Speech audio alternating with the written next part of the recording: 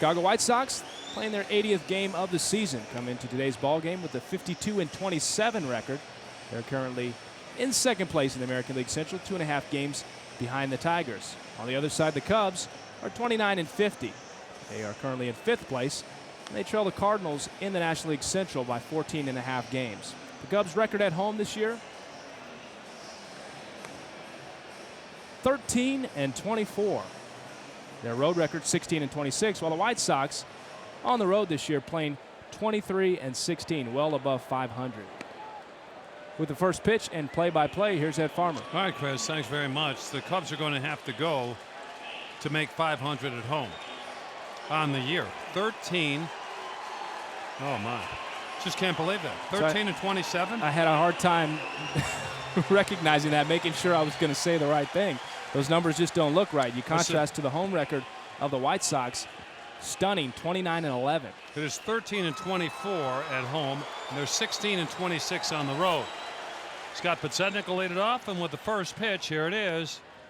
It's in there for strike one at 12:25 first pitch. And temperature's got to be close to 90. It's 85 degrees. Winds out of the southwest at 19, and this ballpark will play small. Here's a swing and a line drive right at the third baseman. So Podsednik's out, and that's the way we begin from the north side. A liner to third, and here's Iguchi. And today's time and temperature are brought to you by Four Seasons Heating and Air Conditioning.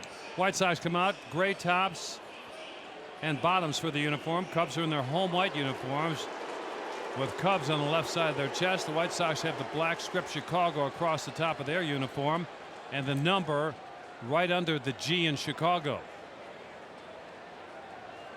There's the pitch to Tadahito. That's down and away for ball one. 292 with 8 homers and 37 runs batted in. You get it in the air, it's going to go. Got a little triple threat action. Those uniforms are brought to you by Triple Threat Sports. Go to triplethreatsports.com when you want to wear what the players are wearing. And there's a strike. 1 ball, 1 strike. On second baseman, Tadahito Iguchi. Mentioned many times, when the wind's out of the southwest, the ball travels real well here. The 1-1. Outside corner, 1-2, and Maddox wasn't getting these type of calls over U.S. Cellular. 19th of May, lost 6-1 to the Sox, 5 2/3, 9 hits, 6 runs earned, 5 walks. And the next one, in too close. 2 balls, 2 strikes, and Barrett was on the outside corner. Pitchers like Greg Maddox, their whole strategy is to tease the strike zone, not to really throw that many strikes. Balls that look like they're strikes and dart just off the edge of the plate. 2-2, he struck him out, and that ball was 3 or 4 inches off home plate. 2 down, and here's Tomey. When I asked Jim today after batting practice, I said, how's this ballpark playing? He goes, tiny. You pitch him away, he'll reach the bleachers in left center. They'll put the shift on, and really they don't really need someone behind second base because Maddox has won a number of Gold Gloves. Ramos Ramirez is actually playing short. The pitch to Tomey, low for ball 1. Chris mentioned he'll tease the strike zone. That was a teaser just below the knees. Tomey on the season, he's got as many home runs as his number on the back, 25. The 1-0, swinging a shot to right in the outfield. Gobbled up by Walker. He'll throw him out, and the White Sox go 1-2-3 here in the first. Played a half inning at Wrigley.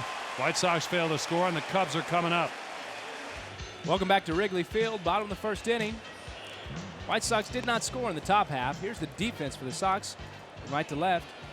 It goes Dye, Anderson, Podsednik. The first, third, Tomey, Iguchi, Uribe, and Creedy in the battery. Vasquez and Przinsky. Pierre will get things started for the Cubs, then Walker and Lee here in the first.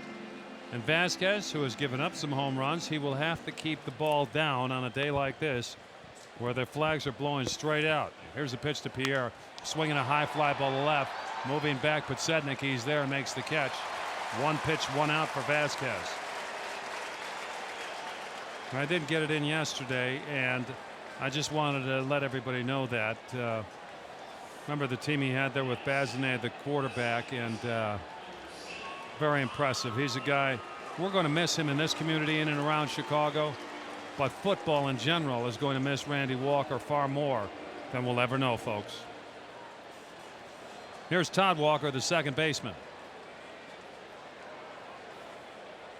Vasquez 6'2", 215 pounds, 29 years of age, and makes his home in Ponce, Puerto Rico. Pitch to Walker outside for ball one. He is 3-3 in his career against the Cubs with an earned run average of almost 5, 4.81. 1-0, broken bat looper behind second base. In comes Anderson. They'll play it on a hop. Cubs have a base runner, a single from Walker here in the first. It seems like we see more balls fall into no man's land at this park than we do any other park. And I know the winds have something to do with that. Yesterday the winds were blowing in, so balls that would have normally gotten out to the regular depth of the outfielder were knocked down. Well, today you have outfielders playing deeper because the winds are pushing out. So that's a good point. Sometimes they drop in front. The dimensions here down right field, they're 353 to the pole, and down the left field line 355. In the alleyways 368, and right and left center, and 400 straightaway center. Is a swinging a ground ball over the bag at third down the line. This is a fair ball. Lee will have a double. Podsednik picks it up. Walker's at third. The Cubs are getting it started here in the first with one out. Lee jumps all over that pitch, and that was barely fair down the third base line. Mike Riley, the third base umpire, makes the call here. Goes over the bag. After it passes the bag, it lands in foul territory. That went over the bag, and it was 2 feet in foul territory. Here's a Ramos Ramirez. Yesterday he had a Gwork single to right field to get a run in the first when the Cubs scored their only runs, 2 of them.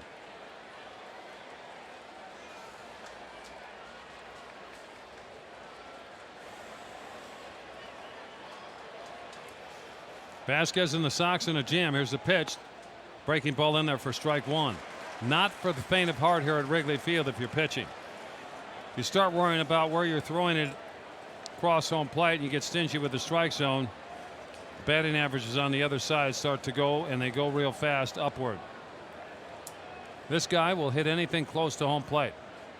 The 0-1. Swung and a miss. Change of speeds. Fooled him 0-2. Vasquez usually doesn't have a problem getting you 0-2, but he may have a problem at times getting that last pitch by you. We'll see how he does. The White Sox play the infield back. They will give up an out for a run.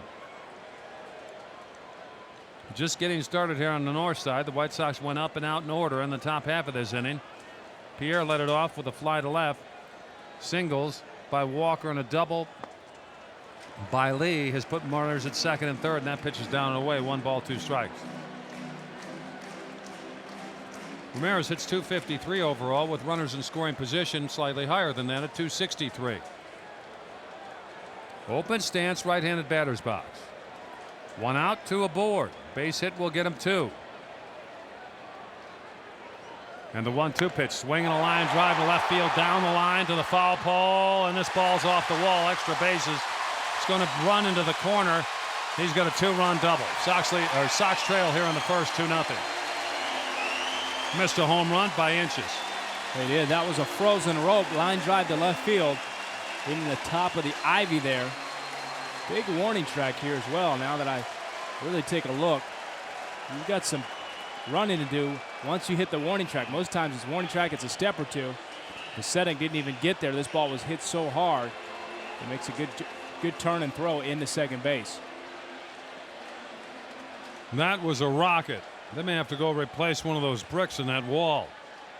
17th double for Ramirez, and here's Jones, and he likes the first pitch. Here it is. Right down the middle, knee high, call the ball. And Vasquez turns as if to say, where was that?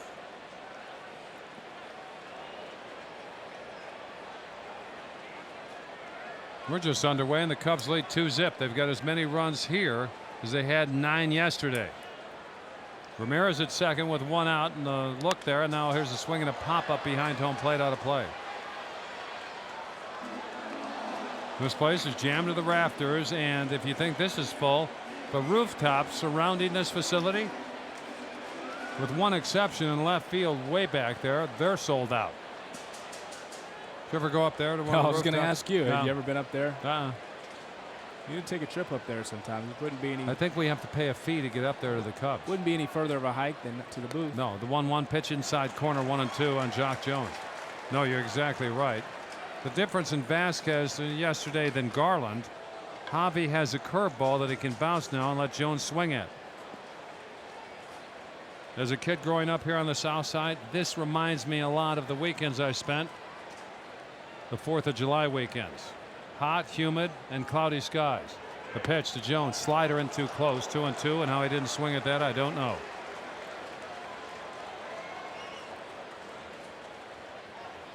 Jones's average, and believe me, he's come a long way. He's at 303. He's hit 13 homers and driven in 41. The Sox trail 2-0 on a Ramirez double here in the first.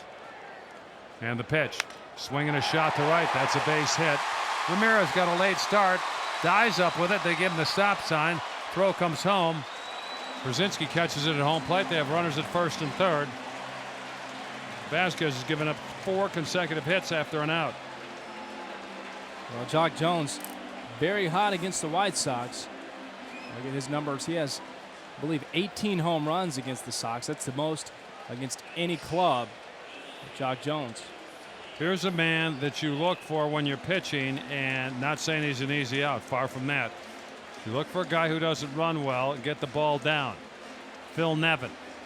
He can also hit a 3-run homer. On the year, Nevin's hitting .244 with 6 homers and 11 runs batted in. He hits it at shorter second and will end this inning with a ground ball double play.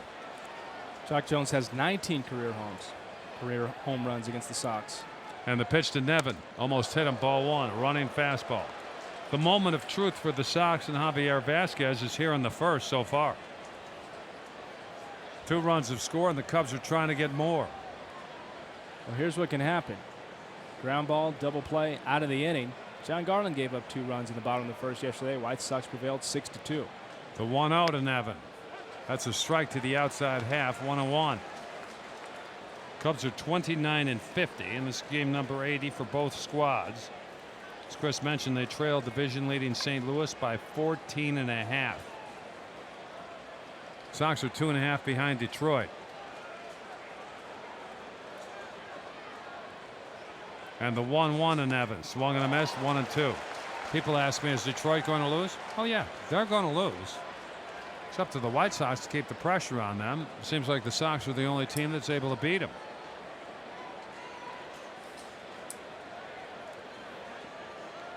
Detroit at home, 26-14 on the road. They're better at 29-11.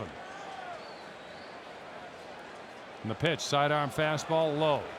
2-2.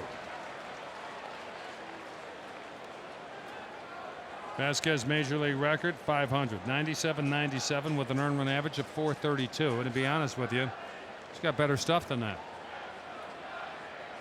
He is in a jam here, I'll tell you, in the first. 2 runs have scored. They have runners at first and at third. Jones at first, Ramirez at third. And the pitch to Nevin. Swung on a miss, strike 3, got him. Well, it looked like he chased a slider off the plate away. It's a great pitch. Javier Vasquez gets Nevin to go out of the zone. 2 down, and here's Barrett.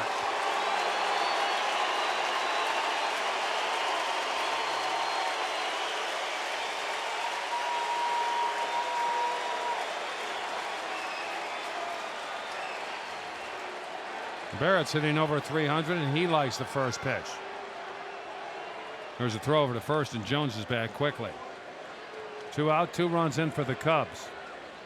They lead 2-0 here in the first. Jones at first. Ramirez will walk to a lead from third. The outfield plays Barrett towards left field. He had a triple against the Sox in right center over at U.S. Cellular in May. Here's the pitch. Pitch out. He's not running. Ball 1.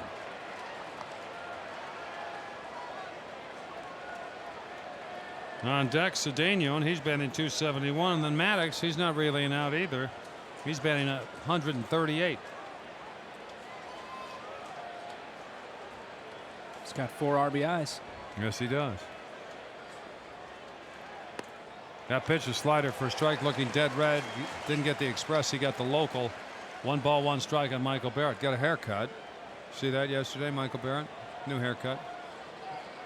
No, I didn't see it. We'll get the guy who did that to him. 2 outs here in the first. Cubs got 2 runs on a Ramirez double. 1-1. Swung on a miss. Sinker fooled him. 1-2. could almost hear every pitching coach in my life telling me this: keep the ball down. And on a day like this, you better do it. In your life? In my life. 1-2 on Michael Barrett. Very dangerous in this situation. Jones goes the pitch, swung and a miss. Cubs are out. Vasquez strikes out the last two and works out of a jam. In the inning, the Cubs get 2 runs on 4 hits. They leave runners at first and third. 1 inning gone here on the north side. We head to the second. 2-0 Cubs. Monday, August 28th, tee off with the White Sox as they chip in for charity at the Field of Greens golf outing at Harborside International Golf Center. You're there? I'm there. Are you on my team? I'm not. I'm here in Wrigley right now. Are you going to be there? I'll be there. Space is limited. Sounds like Michael Jackson. For more information and reservations, call 312-674-5391 or visit whitesox.com. Jermaine Dye leads it off for the Sox. First pitch swinging, strike one at Maddox's offering. 2-0 Cubs. We're in the second. They have 4 hits. The White Sox, they don't have any. Maddox from the wind. And the 0-1 to J.D. Swinging a line drive off the glove. One hop off the glove of Cedeno in the left field. That should be a base hit. To his backhand. Cedeno takes a step or two. To his right. Short hopped him and came up. We talked about it yesterday. The surface in the infield makes guys appreciate Roger Bossert, U.S. Cellular Field, at least when you're on defense. Guess who's up now? Let me listen. Krasinski. Yeah. Fan favorite here at Wrigley. Dye at first. A home run here ties it in the pitch. Low for ball 1. You know, you made a good point. You said he'll pitch around the strike zone. Tantalize you with pitches around it, but if you you might even walk off this guy. Well, like you had mentioned back at U.S. Cellular, he wasn't getting the calls that it looked like, early here he got 1 or 2. If a pitcher like Maddox gets those calls, it's a long day for the hitters. Here's a swing and a line drive to center. Here come the Sox. That's a base hit. Dye will jog to second. Brzezinski and Dye open the second with ringing singles. One to left, this one to center, and here's Creedy. He gets the ball elevated. Sox will lead 3-2. Did you see the piece the other night on one of the sports shows of Tom Glavine? No, I did not. And the difference between the way that he has to pitch now as opposed to when he was with the Braves and how much he got off of home plate, pitches away. It was, a foot outside, called strikes. He doesn't get that anymore. Pitch to Creedy. That's a strike. So he's had to go to the inner part, try to use a cutter. And that's one of the things that you see guys like Maddox, Glavine, they were drinking the same Kool-Aid down there in Atlanta. Yes, they were. And getting some of the same calls where those balls were just, they get working a little bit further off the plate, and they still kept calling them strikes. 1-0 to Creedy. Tantalized him with that pitch. Just missed 1-1. Cubs will play the infield back all the way around because they know Creedy's not going to bunt. Plus, if he hits a ground ball to one of them, it will be a double play. 1 ball, 1 strike. Dye at second, Brzezinski at first. Maddox a check of Dye twice, and here's the 1-1 pitch. A swing and a high fly ball to right. This has got a chance. Backpedaling Jones in front of the warning track, stumbles and makes the catch. Who's doing the cha-cha out there? So you think you can dance. Chalk Jones back to his right, then straight back, then back to his left. I guess you have to give it to him. He's got some quick feet. He does, because that ball on a regular day like yesterday, he'd have been running in. That ball carried to the warning track and right. Productive out with Dye at third. Brzezinski at first, and here's the man from yesterday. Here's Uribe. Drove in 5 and hit his 9th home run of the season late in the game to give the Sox a 6-2 lead. The bat he swings is 29 or 30 inches long. The pitch, that's low for ball 1. Very close call. Goes Uribe's way. I actually thought the ball hit, the Creedy hit, got up in the wind, and I thought it had a chance. And Jones didn't think it had a chance at all and almost misplayed it. The 1-0, and that misses. 2-0. Up next, Brian Anderson. When you think about Anderson, you need to look at his average 174. I know he's not hitting, but he's dangerous at 174 from this standpoint. He can hit a home run. Here's the 2-0 to Uribe. Swing, bouncing ball to third. That's a foul ball, says the third base umpire Mike Riley. Had to wait for him to make the call. It is the home plate umpire's responsibility at first and at third till the ball gets by the bag. Once it gets by the bag, then the base umpires make that call. Tricky, isn't it? It is. 2-1 the count on Juan Uribe. And to the mound goes Jeff Kellogg.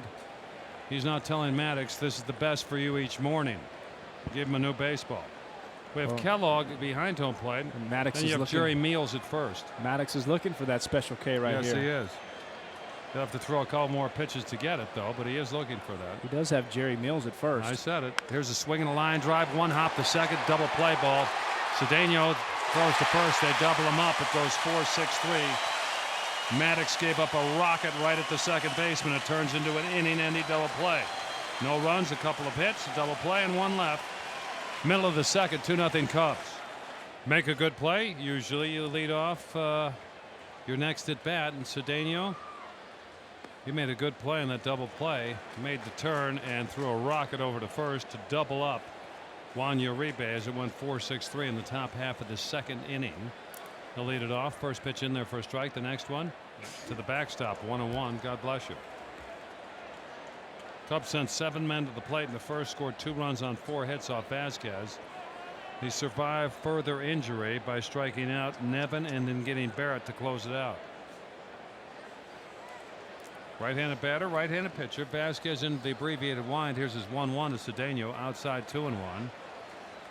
Ronnie is batting .271. That's with 2 ends, incidentally. 2 walks and 21 runs batted in.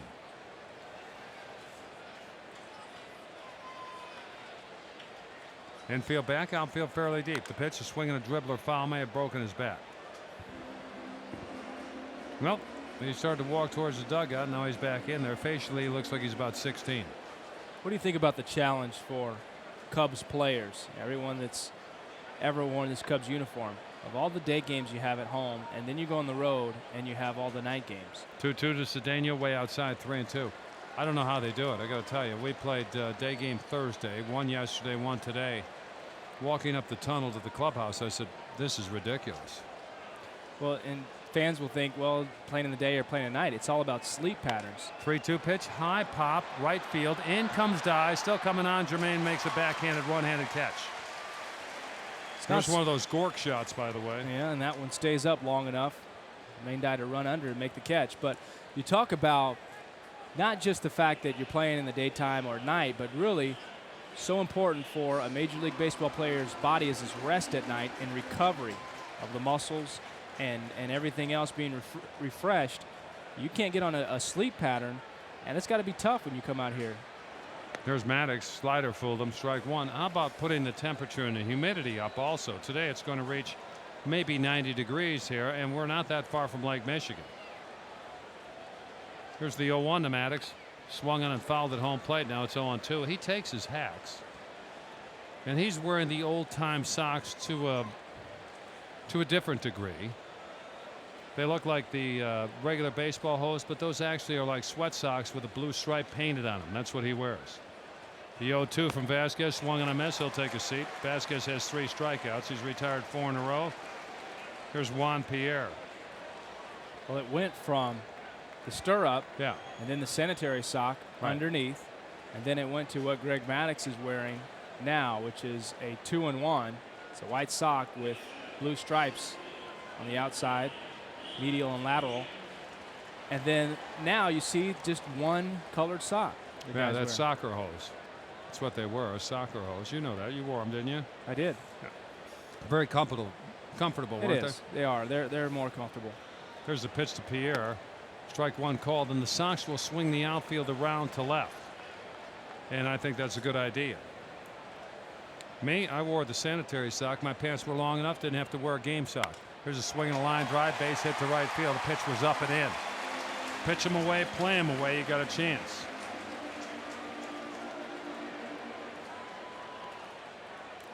Two-out single. Here's Walker. A single and a run scored in the 2-run first. Cubs lead 2-0 here in the second. Pierre will be running. You guys wore helmets, right? Like in the beginning? Just kidding. You mean on the field? Just joking. But you didn't have to have the flaps in the beginning. When I first came up, you didn't have to have them, and then you did. But you were grandfathered in. If you wore it before, I just felt, you know, I wore just a regular helmet. We had the double flaps too. Those came in while I was playing. Willie McGee wore those. Good if you were a switch batter. Don't have to have. They were just missing that chin strap. That's all that was missing. And the mouthpiece. Yeah. Pitch out, not running. 1-0 on Walker with Pierre at first, and Gary Matthews, who coaches first for the Cubs, he will go over and talk to him, and he's telling him, look, read the signs from Spire over there at third. He has 25 steals. He's been caught 7 times, has Pierre. Brzezinski's just asking for a chance to throw him out. Could even double up here with a pitch out because I think he's going. There's a throw over there, and he's back safely on a dive. I heard a little story a while back about Harold Baines and coaching first base for the White Sox. And as a player, most times you rely on your first base coach in case you mess up the signs that you're getting from third. And someone asked Harold, are you going to have a sign for us in case we miss the sign? And he looked at him and said, no. So why not? He said, just get it right the first time. Get it right the first time. That's Harold Baines' classic. No question about it. The 1-0, breaking ball low, 2-0. Do you run him here? You send him. You look at Pierre's numbers. He is a base stealer, 25 stolen bases. Only been caught 7 times. But Harold Baines, you know, he's one of those people. You talk about a man of few words. Yeah. When he speaks, you want to say, but Harold, but yeah. But there's just he's done speaking. End of conversation. 2-0 pitch. That's a strike. 2-1 on Walker. And why isn't Pierre running? They've got Lee batting next. They've got Derek Lee batting next. Working the count here. The 2-1 count on Vasquez. Walker he's got the hole on the right side of the infield, but that's an advantage. But also if he gets walked, you know, Derek Lee in his first at bat had a double to left field. I'm watching the lead from Pierre and watching where he goes, and I've got it pretty well set here. With his last step, when he gets off, he's got a little bit more. Now he's right where he was before. In fact, a little shorter. Vasquez will check him. The count 2-1 on Walker. He goes. The pitch, a ball, the throw to second base. Now he's been caught 8 times. Caught stealing. Pierre out by plenty. I mentioned he was a little shorter with his lead, and it cost him. In the inning, no runs, 1 hit. A caught stealing, nobody left. We're going to the third. 2-0 Cubs. For the White Sox here in the third, Anderson, Vasquez, and then Podsednik, and they trail 2-0 to Maddox and the Cubs. It's Maddox pitch. Up and in for ball 1, and that's moving all over the place. Maddox got out of the second with a rocket shot to Walker on 1 hop with 1 out off the bat of Uribe, and it turned into a 4-6-3 inning-ending double play. He's back to work. Here's the 1-0 to BA. Swinging his chop foul at home plate. 1 ball, 1 strike. Let's pause here 10 seconds for station identification on The Score on the Sox Radio Network. Talking White Sox on your ride home with Boers and Bernstein. Afternoons from 2 to 6. Only on WSCR Chicago, a CBS radio station. Maddox back to work. Here's a swing and a line drive down the left field line. Fair ball. It rolls into foul territory. Pinballs off the sidewall into the ivy, and Anderson's got a leadoff double here in the third.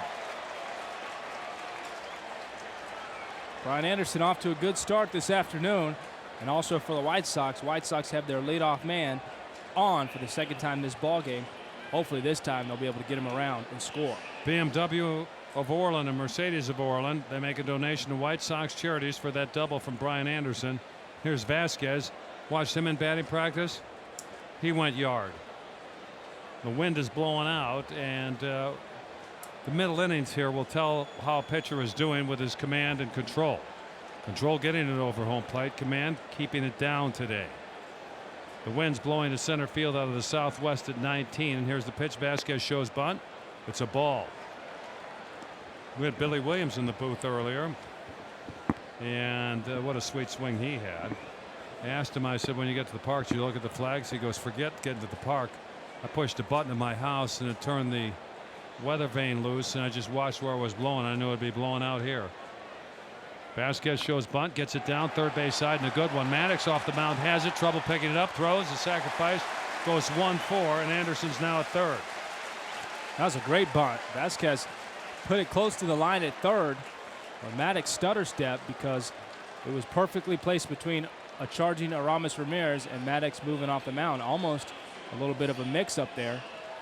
The White Sox could have possibly gotten away with one. Maddox would have bobbled this. So the Sox can get into the lead here. They trail 2-0. Here's Podsednik. Cubs will give up a run, and now Barrett's going to the mound to talk to Maddox. I'm Ed Farmer. My partner, Chris Singleton. We're at Wrigley Field on the north side. Second game of the Crosstown Classic here. White Sox won 2 out of 3 in May against the Cubs. The Cubs came back on a Sunday to beat them. White Sox won yesterday 6-2. Uribe drove in 5.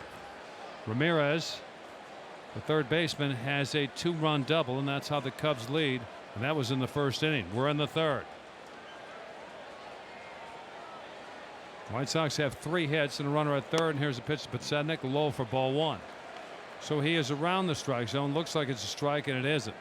And he will stay there until he has to throw a strike. Because of all the movement that Maddox has in his balls, and then even before, he was breaking bats when bats were good wood. 1-0 pitch, close, but not a strike. 2-0. When the guys were getting the premium wood, and they weren't flying around the infield like we see now on mishits, he was still breaking them then, and he wasn't throwing very hard. That's how much his ball was moving.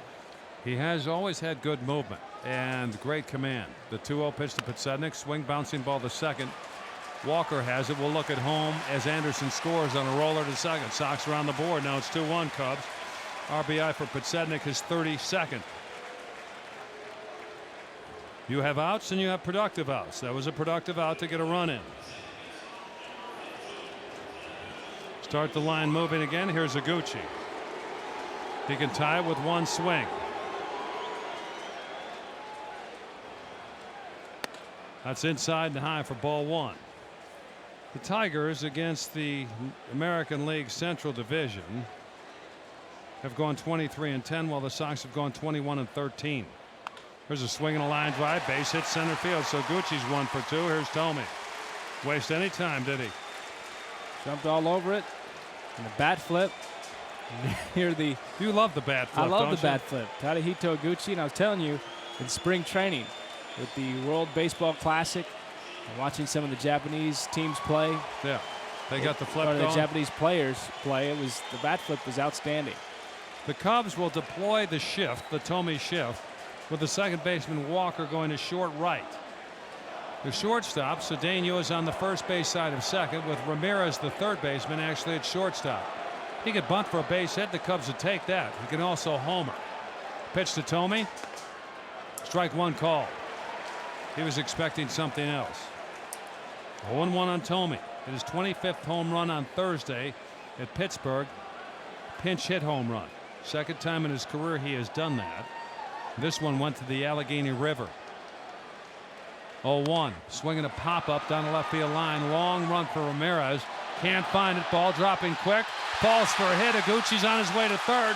Tomey streaks for second, and he'll make it.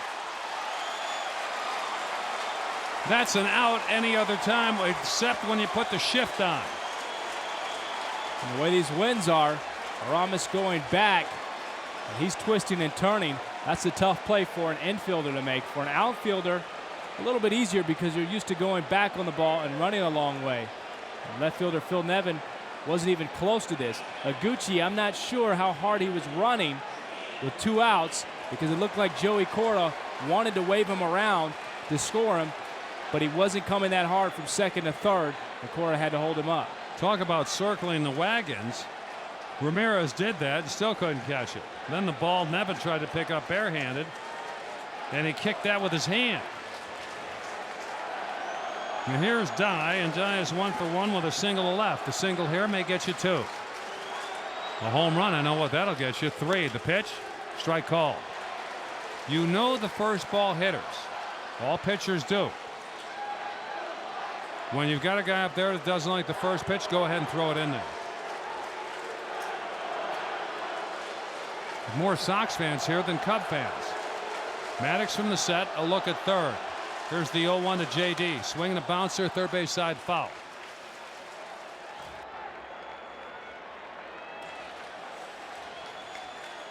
They play him the pull in the outfield. Pierre is probably 8 to 10 steps on the left field side of second base. Nevin gets any deeper and left, he's going to be with the bleacher bums. Hitting room, gap, right center field, and down each line. Die in the hole with Maddox at 0-2. The tie-in run at third, and here's the delivery. Low, and the ball gets away from Barrett, and he finds it just in time. Noguchi had sights set on home plate, but put the brakes on. 1-2.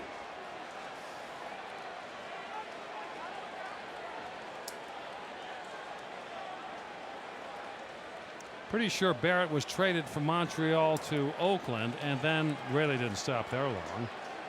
And when he comes up, I'll look that up in the media guide and get his bio and how the transactions have worked. The 1-2 pitch, bat goes flying, the ball's in the glove of the catcher, dies out on strikes. Maddox survives the third. In the inning, a run on 3 hits. The Sox leave 2. They've stranded 3. Cubs coming up last of the third. They lead the White Sox 2-1. So it's Walker, Lee, and Ramirez to face Vasquez here in the third. Sox got a run in the top half of this inning. They trail by a run, and there's the pitch to Walker outside for ball 1. We have seen the effects of the wind to a point, but not to the point of a home run yet. Ramirez's ball to left field just missed being a home run. Certainly the wind helped that. The 1-0. Walker swings, lines it past Matthews, the first base coach for the Cubs. 1 ball, 1 strike on second baseman Todd Walker. And we've seen Jones stumble and make a catch in right. We've also seen Ramirez on a Tommy pop to left field circle it and couldn't make the play. Neither could Nevin, with Tommy making second and Noguchi making third. Then Maddox struck out Dodd. Here's the 1-1. Borderline call goes Walker's way. Now it's 2-1. Cubs have 5 hits. The White Sox have 5 hits.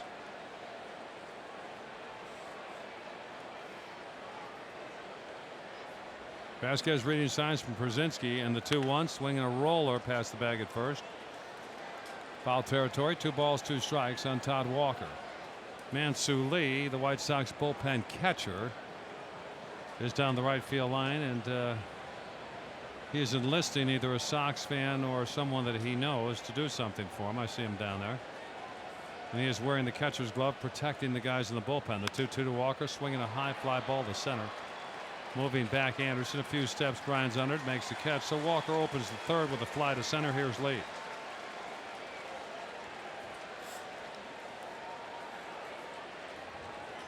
Derek, the first thing he saw from Vasquez, doubled it over the bag at third. Down the line it went. He scored the second run in the first for the Cubs as they lead 2-1 here in the third. And when he makes outs, usually they're hard. They're rocket shots on the ground. There's a pitch to D. Lee, fouled to the right and upstairs for strike 1. They miss him in the lineup, you betcha. They miss him in the locker room as well. Yes, they do. Hurt himself at Dodger Stadium in May and just back 2 or 3 games. An unusual play also at first base. Next one, swinging a foul to the backstop. Now it's 0-2 on Derek Lee, and this is where he digs in. Did you go in the dugout today? Which one? Ours. In the Sox dugout today. It's a little warm down there, isn't it? A little warm. Cubs did not take batting practice on the field. They hit in the cages under the right field bleachers. White Sox did take batting practice. Here's the 0-2 to Lee. Swung and a miss, strike 3. Rarely do you see that. Good morning, good afternoon, and good night to Lee. 4 strikeouts for Vasquez. First 2 up or out here for the Cubs in the third. And here's Aramis Ramirez, their talented third baseman.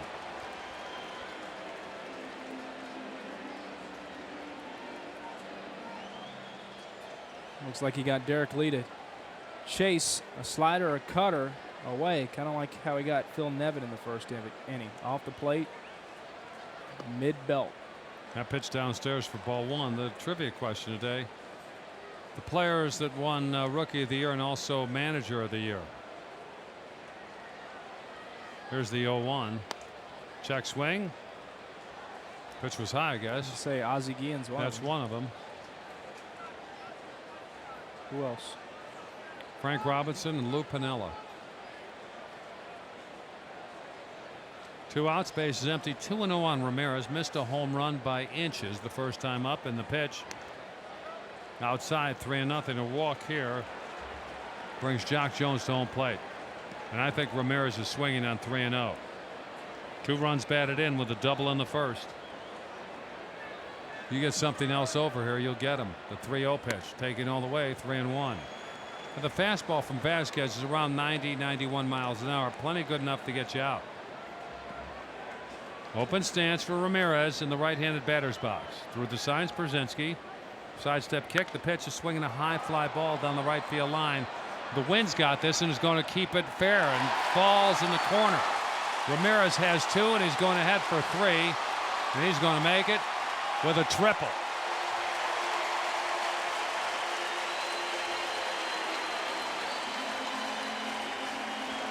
Well, you're right.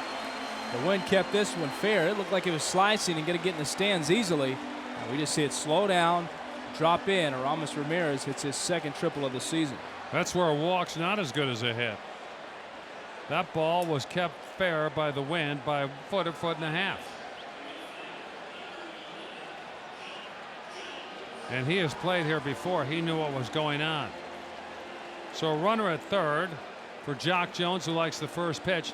White Sox got a run in the top half of this inning. The Cubs are trying to get that back. They lead 2-1 with 2 down. You make the pitch here, you'll get him. If you don't, he'll get you. The pitch inside for ball 1. He is locked and loaded for a heater. And he can go out to left field. He's got 13 homers. And an average right at 300. It's a 305. The 1-0 to Jones in there, 1-1.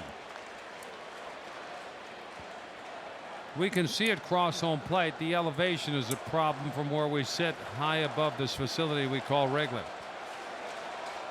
1 ball, 1 strike on Jones, and they play him to pull on the infield.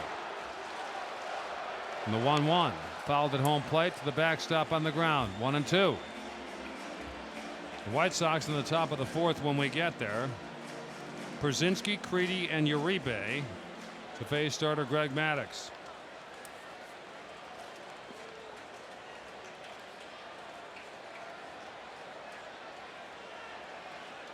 Room to work for Vasquez and the Sox with a count of 1-2 on Jones. And here's the pitch. Strike 3 right down the middle. He's looking for the local, got the express. See you later. That's 5 strikeouts for Vasquez. He works around a 2-out triple. In the inning, no runs, 1 hit, and a runner left at third. That's 3 stranded by the Cubs. After 3 complete, Cubs 2, Sox 1. A.J. Brzezinski will lead it off. He has 4 homers. He's also 1 for 1 with a single to center. And here's Maddux with the wind and the pitch. High and outside for ball 1. Now just look at a guy like Brzezinski. Gets one elevated, it will go. Overhead wind and the 1-0 pitch to AJ. Low and outside, 2-0. Tried to get him chase a sinker. Cubs 2 runs on 6 hits. The White Sox a run on 5, and we're in the 4th. White Sox won yesterday 6-2. Here's the 2-0 pitch to AJ. Swinging a line drive, base hit right field. Didn't hit it good, hit it right to spot. And the Sox have their leadoff man on for this 3rd time in 4 innings. A.J. Brzezinski is dialed in. And he takes a hard turn around first base. Takes a look at Jock Jones, former teammates there in Minnesota. And he stands there as if to say, Jock, you better throw it in or I'll keep going to second. And Jock, I'm sure, just laughs, throws the balls in and heads back to right field. Here's Creedy. And Joe is 0 for 1 with a fly to Jones. And a deep one at that. And a pitch from Maddux. Swinging the foul to the right to the upper deck, strike 1.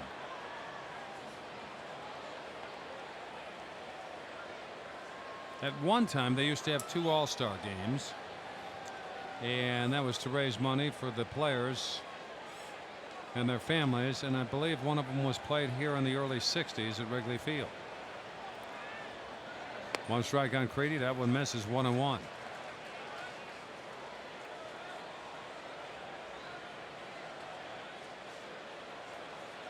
White Sox trail 2-1 here in the 4th. They have the tying run. A.J. Brzezinski at first base. Middle infielders Cedeno and Walker play close to the second base bag for a double play. Next one to Creedy. Line drive left field. Base hit. First 2 up are on here in the 4th. This is starting to look like the second. Hopefully it won't look any more like the second. Dye and Przinsky had singles. Then Creedy hit a fly to right. Then Uribe 4-6-3 double play, and here's Uribe with 2 aboard.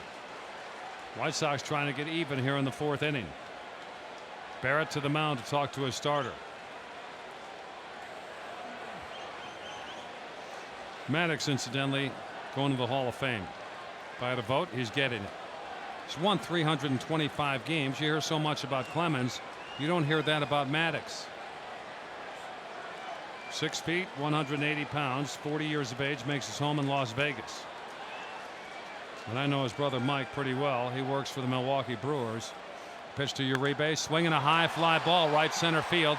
Pierre on the move to the warning track. He's there, runs it down. Przinsky will tag at second. He'll make third, and Creedy will hold his ground at first. So a long fly to right center field couldn't get out of here, and the Sox have runners at first and third for Anderson. Well, base running there. A.J. Przinsky goes back to tag, but Joe Creedy is about a quarter of the way off the bag, almost halfway to second.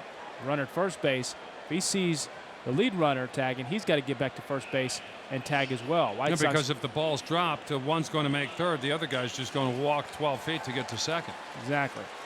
So there, the White Sox could have runners on second and third had it been a little bit sharper there on the read. And it also would have played differently here. If you have runners at second and third, they may bring the infield up. Tying run at third. Here's Anderson, and Maddox wants to get a double play from Anderson. The pitch. That's a strike to the corner. Vasquez is next. A ball hit deep enough to the outfield will tie this game. Anderson a double, and he scored the lone White Sox run in the third. Here's the 0-1. Swinging a bouncing ball over the mound. Could be 2. Cedeno steps on the bag, throws to first. They double him up. 6-3 on the double play. So it looks like the 4. It looks like the second. The 4th is exactly a copy. It ends on a double play. In the inning, no runs, 2 hits, a double play, and a runner left. The Sox are stranded 4. After 3.5, Cubs 2, Sox 1. 2-1 Cubs, and here's Nevin, and that pitch is low for ball 1. We're underway here in the 4th.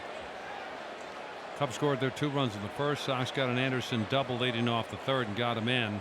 They've had chances in 2 other innings and could not get a run in. 1-0 pitch, that's in there, 1-1. Hot, humid afternoon here on the north side. The only saving grace, for us anyway, the wind out of the southwest is 19. That will help balls to especially left field here in this facility. The 1-1 to Nevin, way outside, 2 balls and a strike. And Vasquez has to start using the inside corner.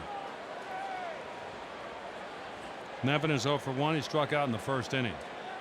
Vasquez has 5 of those. Last one, Jones in the third, with Ramirez at third base. The pitch way outside, 3-1. Michael Barrett waits on deck.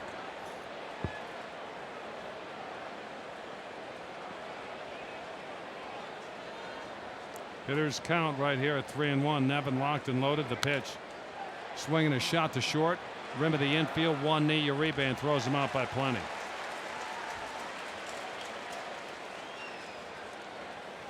You mentioned Barrett. Believe it was Oakland that he was traded to from Montreal. Very brief stint. Traded to the A's on the 15th of December in 2003, and then traded to the Cubs the next day for that infamous player to be named later, Damian Miller, and that one's outside and low for ball 1. So he said hello, Damian. 1 out, base is empty. Barrett 0 for 1 with a strikeout. He's hitting at 300. The pitch, swinging a ground ball to third. Creedy a step towards the line. Backhands, long throw. That'll take care of Barrett. 2 down for Cedeno. Ronnie is 0 for 1 with a pop to right to Dye. Is Ronnie the younger brother of Roger? I'm going to look it up. Roger Cedeno, outfielder. Got it. Played with the Dodgers, Tigers, Mets. Pitcher spot next. Here's the pitch to Cedeno outside for ball 1. A walk here isn't that bad if you're going to go ahead and get Maddox. but an out here is pretty good. Maddox will lead off the 5th. The pitch, swinging a shot to left field. Base hit. 2-out single extends the inning to Maddox. That was right down the middle. Ideally, you'd like for the pitcher to lead off the next inning. Usually you get an out. Or if you do get him on, he's on. He tires his legs out if he stays on the base path too long. White Sox have had 2 innings where it looked like they were going to get something, and Maddox has retired 2 batters on double play balls. Uribe hit into a 4-6-3 double play in the 2nd. The top half of this 4th, Anderson hit into a 6-3 double play, and then pitched to Maddox downstairs for ball 1. He can hit a home run. He's hitting under 138 with 4 runs batted in and 1 sacrifice on the season in the 1-0. Breaking ball in there, 1-1. And he's looking dead red every pitch, and I don't blame him.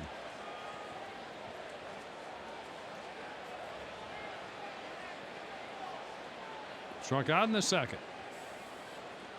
So Daniel lead from first. He's not going anywhere. The 1-1 pitch, make it 1-2.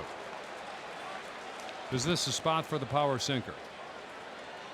The power sinker. Run one in under his hands, foul it off the ankle. Did you ever foul one off the ankle? Big toe. You thought it was, you got a nice little chuckle when Big toe. hitters hit it off the foot or the ankle, huh? When I was pitching? And then you try to go right back in there with the next pitch. Yeah, absolutely. You go back in there. Why not? Did you guys feel sorry when I didn't have my stuff and, you know, it looked like a conga line over there in the dugout? I didn't get to see you pitch. No, but would you? Here's the pitch to Maddox, sweeping breaking ball outside, 2-2 now. When you got a pitcher on the rope, do you feel sorry for him? No. You want to get a couple extra knocks in there, don't you? Yeah, but we're going from okay. Well, same thing. beating a guy to inflicting pain on him. No, well, the pain, one is emotional. The pain the pitcher suffers can physical. be more than just physical. The 2-2 to Maddox, line drive foul to the right, and it was a spinning liner. It's out of play. A souvenir for a fan who played it on a carom off someone's chest. So you're saying your heart's not made out of stone? No, it's when you're down there, it's a battlefield. I always thought, and love is a battlefield. Sometimes too. I know that. Sometimes you lose the battle to win the war. 2 balls, 2 strikes to Daniel at first, and the 2-2 pitch to Maddox struck him out. 6 strikeouts for Javier Vasquez. He ended the 1st with a strikeout, the 3rd with a strikeout. Here he ends the 4th by getting the pitcher. Each team has 7 hits. The Cubs have 2 runs. The Sox have 1. With a play-by-play here in the 5th, here's Chris Singleton. Thanks, Ed. Javier Vasquez leads it off for the Sox. Takes the first pitch, fastball for strike 1. Vasquez in his first at bat dropped down on beauty. Sack bunt down the third base line. Moving Brian Anderson up to 3rd. Eventually he would score. The 0-1 fastball on the outside corner for strike 2. Vasquez will definitely have to swing at this at bat with nobody on. He showed in batting practice today that he can leave the ballpark, hit a home run. At least one of them he did. They play him back in the infield. Into the windup is Maddox. The 0-2 pitch just off the outside corner for ball 1. We're in the top of the 5th inning. Cubs lead the Sox today 2-1. Yesterday it was the White Sox who held the lead for the entire ball game. Into the windup. Here's the 1-2 pitch, way off the plate away, and that'll even the count at 2-2. And Greg Maddux looking like he's starting to labor a little bit in this heat. Very muggy day here at Wrigley Field as he takes a walk around the mound. Now into the windup. Here's the 2-2 pitch, swinging. He fouls it down the right field line. That gets in the stands out of play.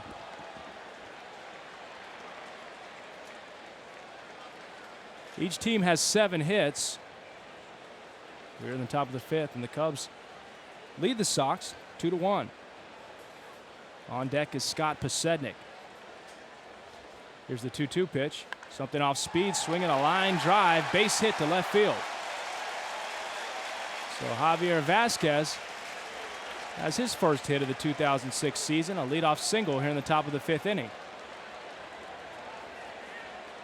And the White Sox have had their leadoff man on in every inning except for the first inning.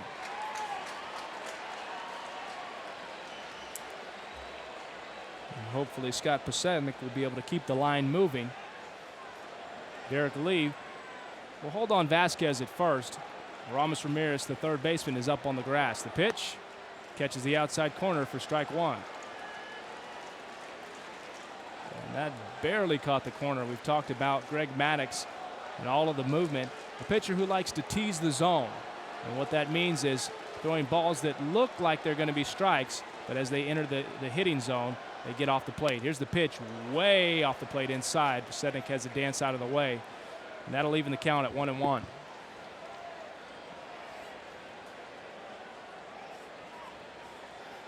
Sednick, .264 average coming into today's game. 2 home runs and 31 RBIs. The 1-1 pitch, swinging a fly ball to right field. Jock Jones going back hard to the warning track, makes the catch, reaching out. Vasquez halfway will jog back to first. And Posednik is retired. So we have one out here in the top of the fifth as Tadahito Iguchi walks to the plate.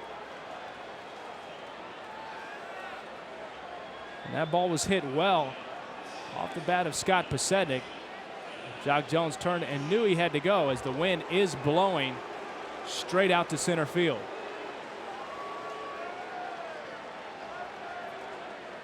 Iguchi 1 for 2 this afternoon. Strikeout and a single to center field. The pitch swings and he fouls that up into the stands over the White Sox dugout.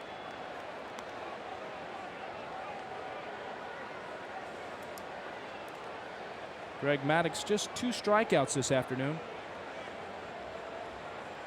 Iguchi, .292 average, 8 home runs and 37 RBIs. The pitch just off the plate away, ball 1. And Derek Lee will not hold Vasquez on the bag. He'll creep up towards the bag to keep him close. But as the pitch is being delivered, he'll vacate and get back to his regular position. Maddux with a long look at first. Here's the 1-1 pitch. Iguchi swings and fouls that into the dirt, rolls behind home plate.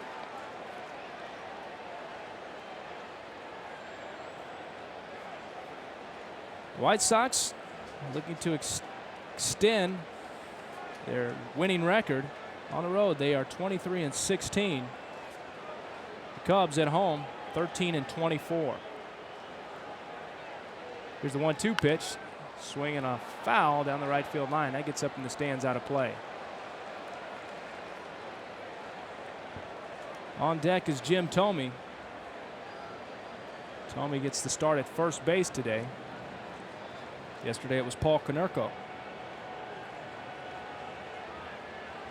They play Iguchi straight away and deep in the outfield. The 1-2 pitch off the plate away, and that'll even the count at 2-2.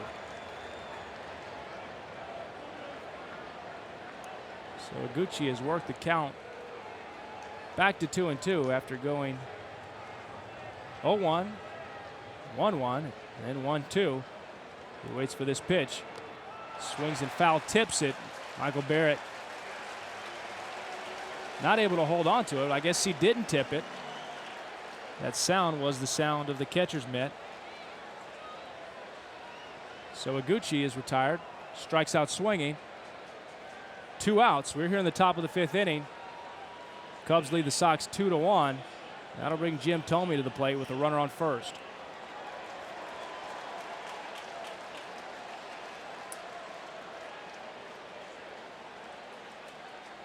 Thome had a bloop single, actually turned into a double. First pitch to Thome at his knees, way off the plate inside, ball 1. But he had a towering pop-up that he hit to left field. They were playing the shift. Ramos Ramirez was in the shortstop's position. Phil Nevin was playing very deep in left field, hit into that no man's land area. Ramirez running with his back towards the infield, not able to make the catch. The 1-0, just off the plate inside, ball 2. So Thome ended up with a double in the 3rd inning, but was left stranded. White Sox did pick a run up in that inning after a leadoff double from Brian Anderson. And a single from Tadahito Iguchi. There's the pitch, the outer half for strike 1, 2-1 count. On deck is Jermaine Dye. Dye 1 for 2 this afternoon. The single to left and a strikeout. Lee plays behind Vasquez at first. The pitch. Big swing and a miss.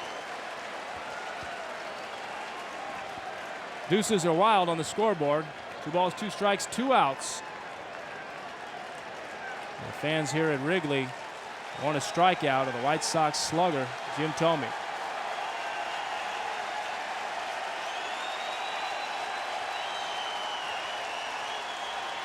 The pitch, swinging a towering fly ball to right field.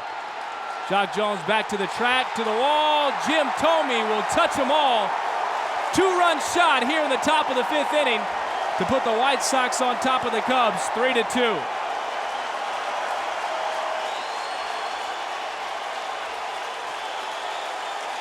Had the height, didn't know if it had the distance, but the body language of Jock Jones told the story as he took 2 steps back and looked up into the sky and watched it sail over the wall. Jim Thome has hit his 26th home run, 67th RBI. As we mentioned earlier in the ballgame, the flags are starched, blowing out to center field. Dye takes the first pitch on the outside corner for strike 1. Fans that are familiar with baseball here on the north side know that when the wind is blowing out, pop-ups can get out of here. Here's the 0-1, swinging a chopper down the third baseline. Ramirez on the outfield grass, makes the throw across the diamond to get Dye to retire the White Sox here in the top of the 5th inning. On the inning, Sox pick up 2 runs on 2 hits, a 2-run shot by Jim Thome. We go to the bottom of the 5th. Sox 3, Cubs 2. And we'll lead it off for the Cubs. Top of the order, Juan Pierre. Pierre 1 for 2 this afternoon. Into the windup, first pitch taken for strike 1. He squared the bunt. Thought the ball was a little up in the zone, pulled the bat back. He's called for a strike by home plate umpire Jeff Kellogg. A 2-run shot from Jim Thome. That was brought to you by Wiseman Hughes. The 0-1 down in the dirt away for ball 1. There'll be a generous donation made to the Marmion Academies for that home run hit by Jim Thome from Wiseman Hughes Homes. Creedy plays up on the grass at third. Here's the pitch, swinging a line drive over the head of Jim Thome into right field for a single. Pierre with a hard turnaround first base. He'll hold as Jermaine Dye spins and throws off the bag to Uribe at second. So the Cubs have their leadoff man on for the first time this ballgame. That was a shot to right off the bat of Juan Pierre, his 2nd hit of the afternoon. He was caught stealing his last time on. We'll see if the White Sox have his number. Sometimes a base runner can give things away the way that he takes his lead. Sometimes he'll shorten up a little bit to give the illusion that he's not running.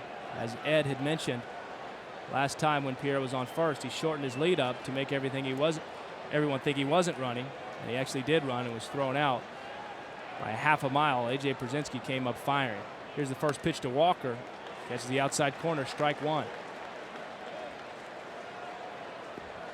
Walker 1 for 2 this afternoon. Came into the game with a .292 average. 3 home runs and 33 RBIs. Vasquez will throw over to first. Jim Thome scoops that out of the dirt as he comes off the bag. Pierre back in, standing up.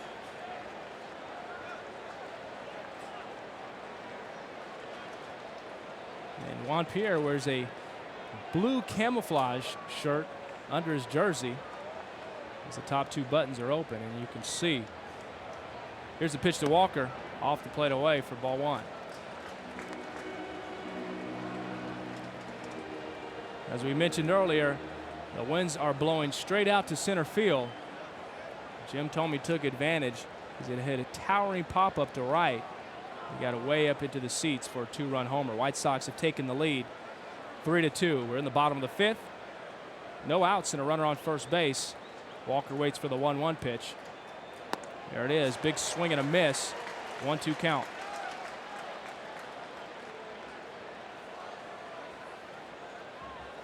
On deck is the dangerous Derek Lee. Just as Jim told me, hit a 2-run shot for the Sox in the top half of the inning. Derek Lee very capable of doing the same for his club. And that really extends today the lineup, the way that the wind is blowing. More guys have an opportunity to go deep on balls that they don't hit exactly on the screws. Vasquez throws over to first. Pierre back to the bag standing up.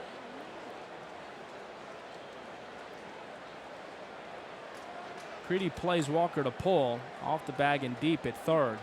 They play him straight away in the outfield. Here's the 1-2 pitch. Up and in for ball 2. With 2 strikes, Todd Walker thought about it. And that's what pitchers will try to do. Try to get hitters to chase balls out of the zone. Many times they'll elevate the fastball. That's a hard ball to hit. And if you do make contact, usually you pop it up in the infield. Here with the big lead at first. Vasquez a long look. Here's the 2-2 pitch. Swinging a drive to left center field. Anderson going back. Now he starts to cruise at the warning track. Makes the catch. And Pierre halfway back to first base. In comes the throw at second. He thought he had a home run. Jim Thome hit a Wiseman Hughes home run. Saw it. Put the White Sox up 3-2. So a long fly ball off the bat of Todd Walker. Just a long out. So with 1 out here in the bottom of the 5th, here's Derek Lee.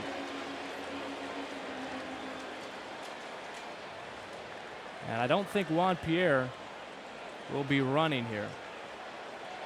Could be wrong, but I don't think you want to take the 2-run shot opportunity away from Derek Lee. Here's the pitch. Fastball down and in, ball 1. Derek Lee bats with an open stance. As the pitch is being delivered, closes it up. He can also hit the ball on the ground to get a double play. Lee, 288 average, 4 home runs and 12 RBIs. The pitch swings and he fouls that down the third base line. The sinking fastball that Vasquez has used since the first is hard to find for the Cub batters. They either swing over the top, or in that case, Lee yanks it foul on the ground up the third baseline. 1-1 is the count. We're in the bottom 5th inning. Sox lead 3-2. Cubs have a runner on first. That runner, Juan Pierre, good speed aboard. Derek Lee, the man at the plate. Here's the 1-1 pitch. Catches the inside corner, strike 2. That was a good pitch. Derek Lee was looking out over the plate. Middle away, you could tell, as that fastball sort of stood him straight up. Caught the inside corner. Great pitch by Javier Vasquez. The challenge now, Ed, how do you finish him? He's doubled up on the inside corner. I say he goes away off the plate with a breaking ball. Here's the 1-2 pitch. Swinging a line drive to right field. That'll get down for a base hit. Pierre into second. Makes a short turn, and he'll get back on the bag as the throw comes in. He was looking center away and got a fastball. That's what Derek Lee can do to you. Even though you've got 2 strikes on him, he'd still, with the short swing, can hit the ball to any part of the park. That wasn't a great pitch with 2 strikes either. That ball was right down the middle. And Vasquez is pretty lucky to get away with just a single there. Lee was going out to get that pitch, and it ran right back to the middle of home plate. Thinking there is if he throws him that breaking ball, he's going out to get it, and he'd have missed it. So with 2 runners on, here's another dangerous hitter for the Cubs. Third baseman Aramis Ramirez. He can go deep. He's got 14 home runs, 43 RBIs to go along with the .253 batting average. Thome will play behind Lee at first. They'll try to keep Pierre close at second. Here's the pitch. Up and out of the zone for ball 1. When you lead by a run and you've been here and there with your control, you expect a visit from the pitching coach. So far, Cooper has not gone out there, but Przinsky makes yet another trip. And the pitching coach can be a calming influence on you. He can calm you to a point where you say, okay, this is what I have to do. Not what can happen, but what I can do. Well, how about yesterday's trip? Ozzie Guillen out to see John Garland. Things changed after that. Well, they were going to change one way or another, that's for sure. The score was going to change? Yeah, no, he was either going to stay or he was going. Here's the 1-0 pitch. Swinging a drive to left, and this one way out of here. That's a 3-run shot for Aramis Ramirez. So the Cubs take the lead now. They were down 3-2. Now they go up 5-3. That was a bomb all the way out on Waveland, his 15th.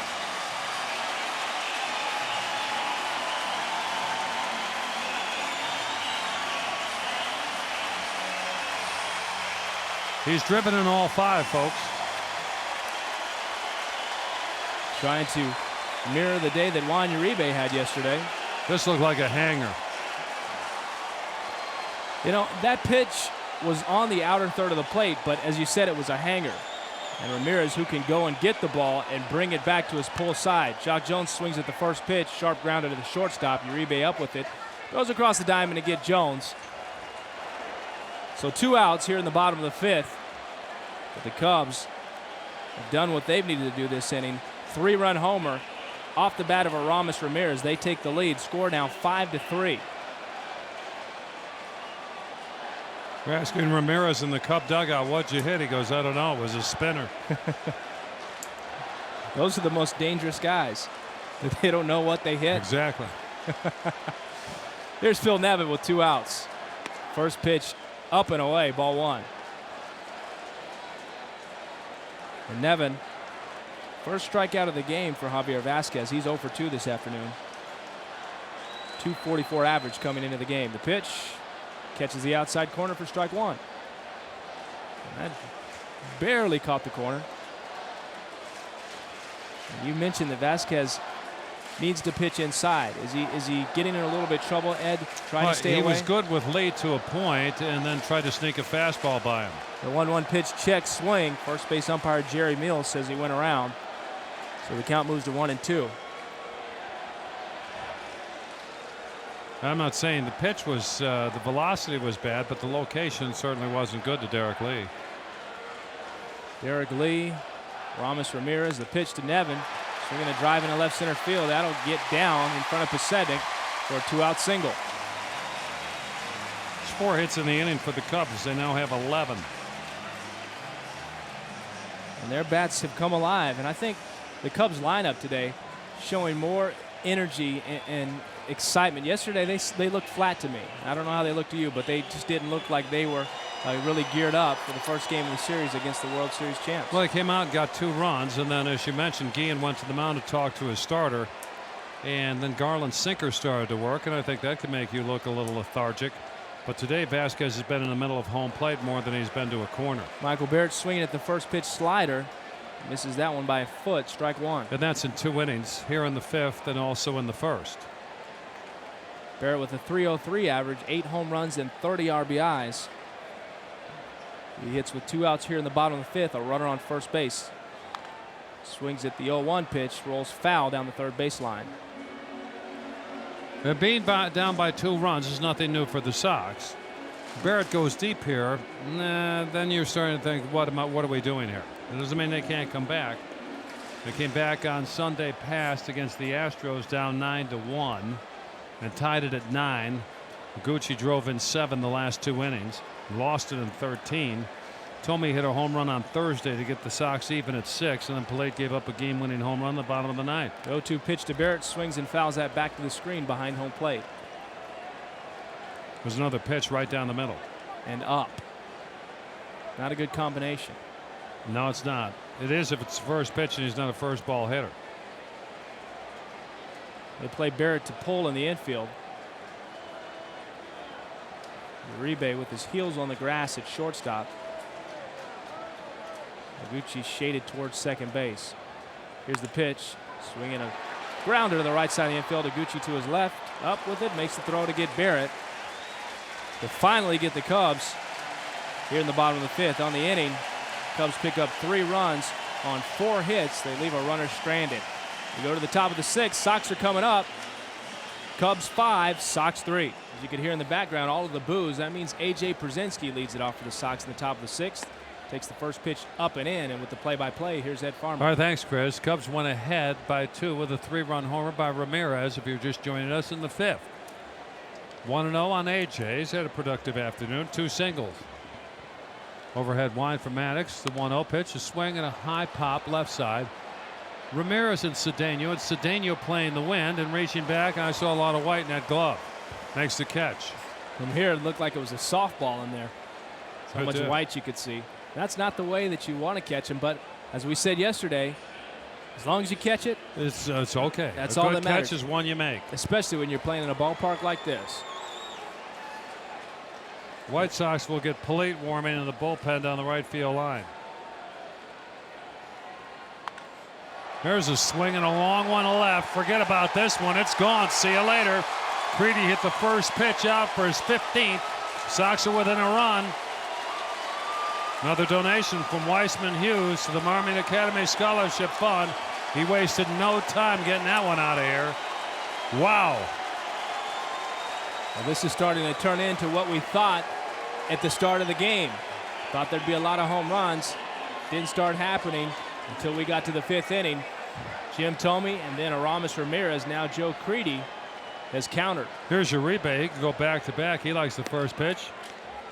Inside half for a strike. Creedy got one center cut, and he did not miss a stitch on that baseball. The fans usually try and catch it. They try to get out of the way. Here's the 0-1 to Juan. Low, 1 ball, 1 strike. 1 out, a run in. Cubs lead 5-4.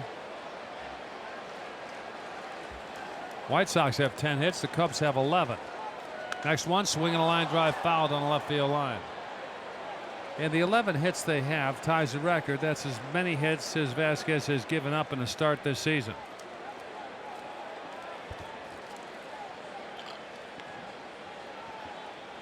Cub fans here, they throw the ball back on the field when they get one, or they get another one like a rubber ball and they throw that out and keep the baseball.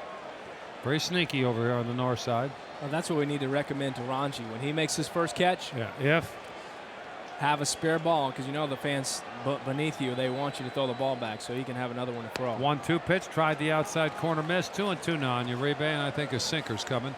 You said when? Yeah. So Brian Dulgan here. Last year he could catch him with a net. Here's the 2-2 to Uribe, swinging a pop-up down the right field line. Wynn's got this, knocking it down towards the Sox bullpen and rolled back a bit. Brian Dulgan, they had a bobblehead doll when he was working for the Joliet Jackhammers, and it was like a lacrosse net because he couldn't catch foul balls. He got that net at U.S. Cellular. He was like a fisherman from Gloucester, Mass. He was getting everything. Ranji, he got nothing so far. Here's the 2-2 again to Uribe. Swing, broken bat, number towards short. Gloving it. Ramirez throws off balance. Got him. Nice play. 2 down for Anderson. Brian a double and a double play ball. Sox trapped by a run here in the 6th. Run of the 3rd. Thome's 26th home run in the 5th, and a run so far here in the 6th. Cubs got a 2-run double from Ramirez in the 1st and a 3-run homer from Ramirez in the 5th. Ramirez leads the Sox 5-4. There's a swing and a miss. Strike 1 on Anderson. That was a teaser pitch, as we talked about, coming down the inner 3rd. As it gets into the hitting zone, just drops down and in under the bat of Brian Anderson. Here's the 0-1 to BA. Swinging a line drive to center field. Pierre comes running in. Easy catch. That's it for the Sox. They get a run on one swing. Creedy's 15th home run of the season. Let's hold them here in the bottom of the 6th. Cubs lead the Sox 5-4. Cubs come up here in the 6th. They lead by a run. For the Cubs, it's Cedeno, the pitcher spot, and then Pierre. The Cubs have a lefty warming in their bullpen. The pitch, breaking ball, in there for strike 1 from Vasquez. Double-barreled action in the Sox bullpen. The lefty is Kotz. Now the righty looks like Risky, and these guys are warming up facing one another, and I'll get to that after the 0-1. Cedeno swings, chopper left side. Long throw high to first and over the head of Thome, and Cedeno's at first. They got a play on him at first base, but Sednick will go get it, and they can tag him, and the umpire said it's okay. He turned and made the move towards second, or at least he turned, and nothing happened. But the throw from Uribe sailed high, and he had time to get him. That's one of the few times you see an error with a throw from Uribe, and he knew it. Add this just in, your first clue today for Oh, here we go. who will sing the 7th inning stretch. I won't. And it's a group. It's not just one person. Yes. And it's a band that Is it from Chicago? from the state of Illinois. Is it from Chicago? Probably, yeah. Ides of March? No. But you're Buckingham's? No. Here's the pitch. Bunted foul to Maddox for strike one. Okay, give me the clue. So far, I haven't got a clue except the state of Illinois. Let's just say we are very close. We're very close to that group. Well, they're next to us. Where we are broadcasting from, the city that we're broadcasting from. Those are the Windy City Rollers? No. Here's Maddox. He squares around. He's showing bunt. The pitch up. 1 ball, 1 strike. What is today? Saturday. Today is July 1st. Saturday, we're in the park. That's Let's the group see. Chicago? You got it. I don't see one of my friends over there. I see one of them there on the microphone, but I don't see the others. And it's almost the 4th of July. I'm looking for Robert Lamb, and I don't see him. Look at first the pitch. Maddox bunts it off home plate, and the ball rolls foul for strike 2. Much better today. Missing a couple guys over there. It's the They're from the south side also. 4 original members. Okay. I saw them at concert at Maryvale, and they were just outstanding. Nice job. Nice clues. You know just what? as good as they you were and yesterday. I playing on the pyramid, we get 0. You and I are going to win that thing. Yeah, right. I don't think they play that anymore. So Don't they Daniel have- at first, and I think Maddox is still bunting. On the Game Show Network? Yeah, they got something like that. I'm going to submit our names. No, don't put me in. Here's the 1-2 slug bunt, line drive down the right field line, foul and out of play. So Maddox is a trickster.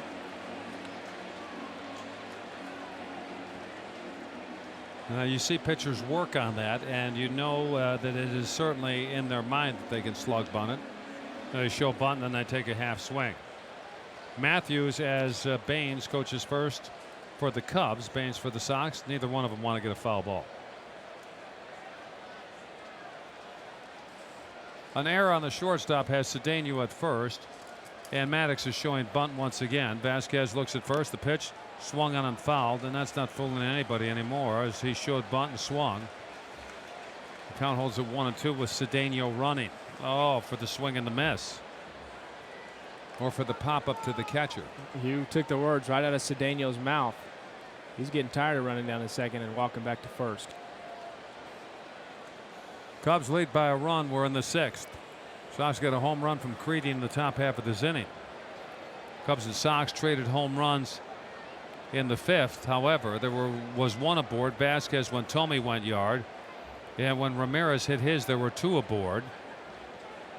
And both of those home runs were crushed, and so was Creedy's. Risky and Kotz are warm and ready in that bullpen down the right field line. And the reason I say it's unusual to have one facing the other, but not in this ballpark, and I'll tell you why. Well, when they warm up, they go into their stretch, the legs can hit. There's a pitch out, and he's not running. 2-2 now on Maddox. But if you put the lefty on the inside and the righty on the outside, then the lefty kicks the wall in his delivery. So you have to warm the lefty from the outside position closest to the field. 2-2 on Maddox. Guillen stands in the Sox dugout. Cedeno walks to the lead from first, and I think he's going here. And I think Maddox is swinging. You could have him strike him out, throw him out, double play. There's a throw over to first, and back safely is Cedeno. And Sarge, Gary Matthews is moving around there. He didn't want to get hit with that errant throw, if there was one. He's in a war zone right now. Throws Yes, coming he over is. from the pitcher, and then 2 pitchers warming up in the Sox bullpen. One gets away from one of them. They get hit there as well.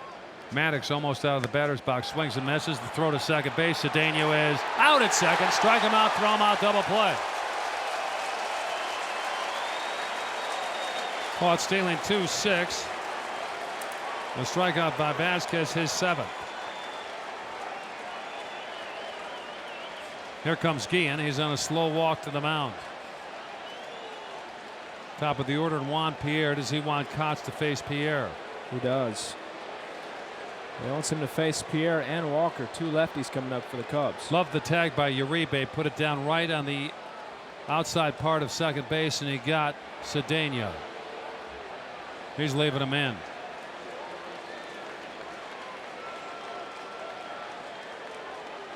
Cedeno actually slid by the bag, grab it, pull his hand off, and then try to tag it with his left foot.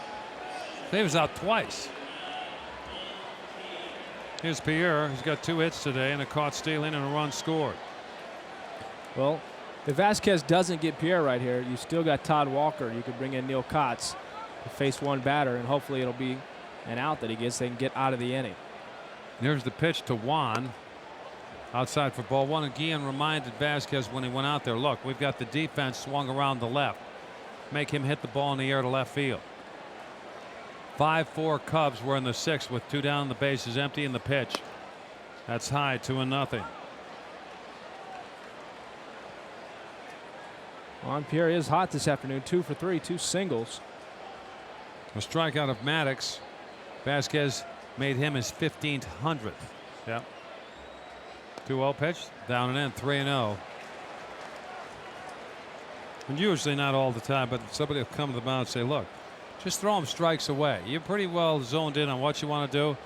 And then they say that to you, and before you know it, you're down 2 or 3 out of the strike zone. Make it 4 as Pierre will take a 2-out walk.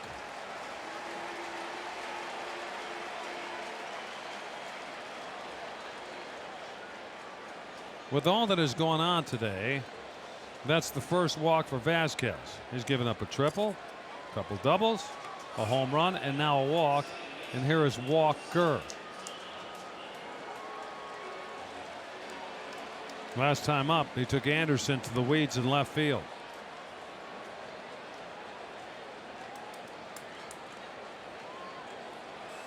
The ivy. The vines here, you know who put those on the wall here? Who? I'll give you a hint. He used to own the Sox. Oh, no. I do. We the can't hints. play that? No, I'm the can't one play with the that in that hints. direction. It's a pitch to Walker outside for ball 1. That's 5 in a row out of the zone. You do the play-by-play. I give the hints. I'm giving you a hint here. He used to own the White Sox. It can't be that difficult. They've had like 4 owners. Mr. Veck. Exactly right. He came over here because it was a brick wall. Still is a brick wall behind the vines. He put him up there. Walker takes one to the inside corner. 1 ball, 1 strike. Sox trying to get through this inning and do some work off Maddox or a reliever, and they've got a lefty warming and warm in that Cub bullpen down the left field line, and that very well may be Scott Air.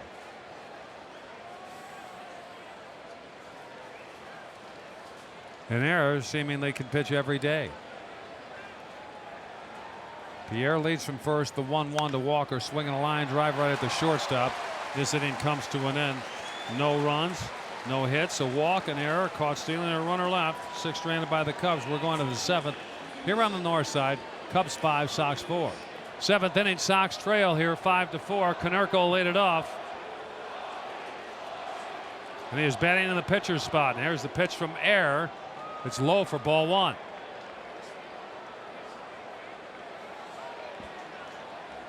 He can go deep.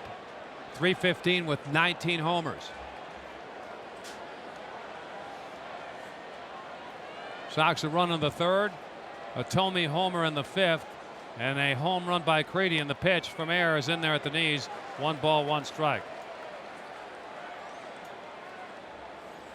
Jason, good to see you. So you guys are where tonight?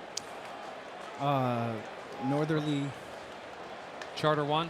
Yes, Charter 1. Jason plays bass guitar for the group Chicago.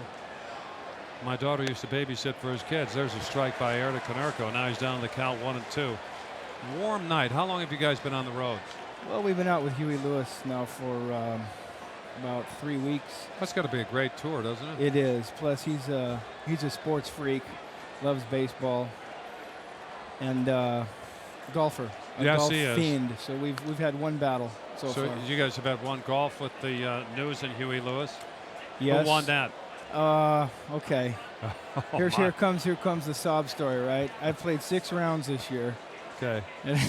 All right, that's. They play all the time. Bill shot 81. I shot 85, 84. Huey shot 86. So Wow. they won. Yeah, barely, but they won. He took $4 from me and sticks his fingers up every night. 4 fingers telling me. Here's the 1-2 to Konerko. It's low. 2 balls, 2 strikes from Air. 4 is in $4. Yes, I was going to mention that. Yeah, exactly. It's $4. I think I got you nervous there. So you guys are at Charter One Pavilion here at Northern. Charter One Pavilion at Northerly Island. We Yes. opened it last year with Earth, Wind, and Fire. So Wow, those are good concerts. yeah, it has been. We've been putting some nice packages together. Air from the stretch, the 2-2 to Konerko outside 3-2. He is the tying run at home plate as Konerko, and his next home run will be number 20. We're talking with Jason Shepp from the group Chicago. It's a nice battle you guys have going here. We are the world champs, though. I know that. I know that. And one of his best friends, and I know this, he's from San Diego, is Jason, David Wells. Here's a 3-2 to Konerko, swinging a high fly ball. Center field, Pierre to the track. He's Wow. at the wall. Game-tying home run. He's hit his 20th.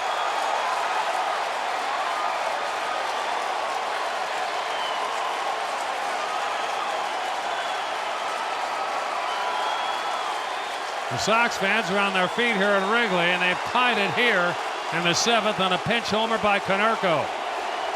Pinch. You may not have to leave here. If we score a lot of runs, forget the that. concert tonight. You're with us. We're here. My son said, "Do we have to leave?" He loves it. Make your home now in Moore Park, California, which is right at the end of the Simi Valley, right? Yep. Bunch of Right off the 23. Yep. A bunch of golf community you got some homes over went there, up. don't yeah. you? Yeah, that's where we moved. Top of the order, here's Pitsednik. And the pitch to Scotty, swinging a high fly ball Whoa. right center field. This is Whoa. tagged. Lead to the track. This ball is off the wall for extra bases. Pitsednik has a double.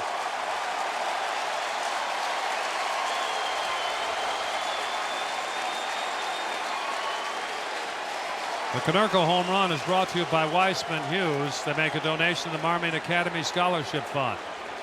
So Air comes in and surrenders Konerko's 20th home run that ties it. Now Pitsednik doubles high off the ivy in right center, and the Sox have the go-ahead run at second base. Jason, when you guys play here at Northerly Island, where do you go from here? We're going to Detroit tonight, and then we're finishing this first leg of the tour. But Kirk Gibson's a buddy of ours too, so he's going to show up he and tomorrow. Wells are. Yeah, so tomorrow Gibby's going to be there, so we'll have a good old time. And there's another guy that's friends with those two, Ted Nugent. Has he got a chance to be there with you guys? Whoa. I don't think Ted's coming, but I'm always waiting for Ted or Seager to show up at one of these. Just walk in. Exactly. We need you to put some voodoo on that Tiger team. Boy, they're playing good. They're leading the Sox by 2.5 in the Central. But they don't lose. I mean, in the last 10 games, the Tigers have gone 9-1. Sox have gone 8-2, and the Tigers are on a 7-game winning streak.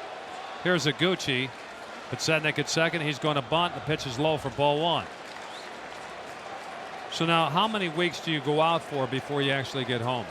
Usually about 4. Yeah. It's 4 to 5. And we started off on the West Coast, so it almost felt like we weren't really leaving this time for a week, so it was good. And then my son came out with me for a couple weeks, and it's been great. He's my co-pilot. That's nice. Yeah. Look at second. The 1-0 to Gucci, swung and a missed. He's waving at flies, 1-1. So you go home for a week or two and then back out again. Do you guys have to bring all the gear with you, or is that just transported by truck? Or do a lot of places just have the setup for you? No, we have it in trucks, and I think it kind of goes to a destination close to where we're going to start up again. They don't bring it all the way back. It's a remarkable thing setting up a stage for a rock band. I got to tell you, I saw it. I couldn't believe it. Yeah. Arrow look at second. The 1-1 to Gucci. He's bunting, got out of the way, 2-1. So you bring the family out. Your son's out with you now. Does your daughter come with you? And not much. Not much. You're going to be surprised, and Shanda would really be surprised. no. They're all out of school now. And, wow, that's unbelievable. They don't want anything to do with me No, anymore. I've been there. I've got that with Shanda right now. Dad, give it to me later. Exactly. And Jason's wife and my daughter are very good friends. Yep. We talked about her about 2 weeks ago. She's going on the road with me. There's another bunt attempt. That's 3-1 now. She's going to New York with me at the end of next week. No, 2 weeks from now. 2 weeks from now we'll be in New York playing the Yankees. She's coming aboard. He's going out with Dad on the road for We a might week. be there during that. Really? Yeah, I'll check our schedules and figure it all out because we're going to be in that neck of the woods. We were there right after the All-Star break, and I'll give it to you after the pitch. Yep. Maguchi, I don't think, is bunting the 3-1. He bunts it in the air in front of home plate. Now off the mound, Aaron, he's got it. So there's an ill attempt at a bunt, a line out to the pitcher, 1 out, a run in, a runner at second base. And here's Tomey. The White Sox go to the break a week from tomorrow. And then on the 14th of July, we're in New York. 14th, which is a Saturday, or Friday, Saturday, Sunday series. Check it out. Jason, it's great to see you. You too, good luck tonight. Thanks Always so good to much. see you. Tell your wife I said hello. Yeah, and enjoy the game with your son and your group. Thank you, I love listening to you guys. Thank you. Jason Shepp from the group Chicago. My daughter and his wife, as I mentioned, good friends. Petsednik at second. Here's Tomey. The pitch is low for ball 1. When you hear Chicago, nothing has changed over the years. I remember when they were the CTA, the Chicago Transit Authority.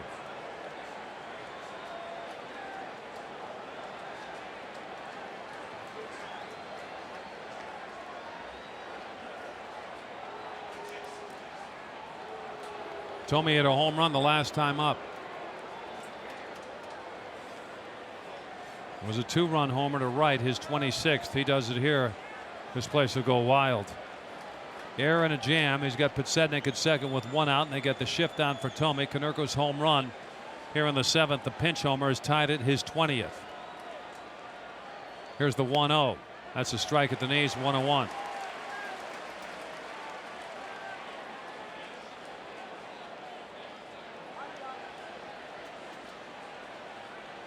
Cub fans are sitting on their hands. If he strikes out Tomey, they won't be. Hitting room down the right field line. Risky is warming in the Sox bullpen. Time is called at home plate by Tomey.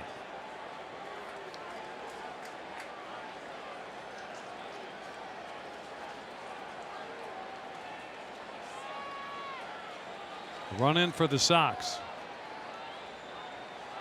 And the next pitch to Tomey, check swing.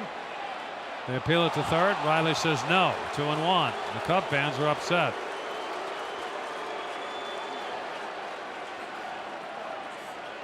A home run by Konerko, his 20th. A double by Petsednik, missed a home run by probably 5 or 6 feet. And then a bunt attempt by Iguchi on a 3-1 pitch and lined it right back to the pitcher.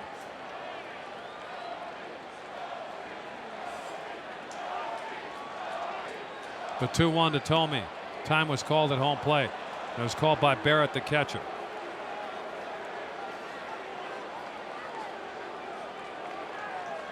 Konerko, a leadoff home run.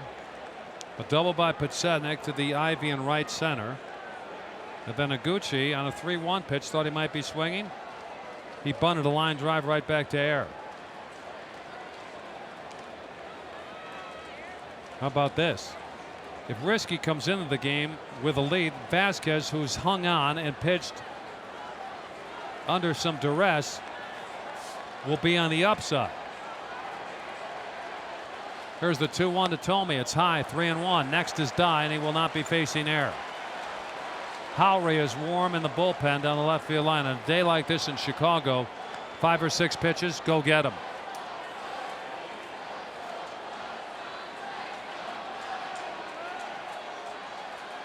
White Sox home runs, 43% of their runs are scored by homers. There's a swing and a miss on a changeup or a breaking ball with a base open. Now it's 3-2 on slugger Jim Tomey. Air trying to survive a very shaky outing here in the 7th. And to say he's been used a lot, putting it mildly. He pitched in yesterday's game. He can work 86, 87 times a year. Yesterday, 1 inning, 2 strikeouts. The pitch to Tomey, swinging its roll foul up the first base line. Matt Thornton, a lefty, will guard the bullpenners. He stands down there with his glove. Anything in the direction of the bullpen on a line, he's going to try and knock down or catch. What a bat to have come off the bench with Paul Konerko. He and Tomey have hit pinch homers in the last 4 games. I should say in the last 3 games. Here's a swing and a miss of the fastball. Podsednik to third. He's safe with a stolen base. And give a star to Ramirez. He saved a run by snagging that one. So Tomey's out on strikes. Stolen base for Podsednik, his 25th. He's at third for Dye with Brzezinski up next. They put Dye on.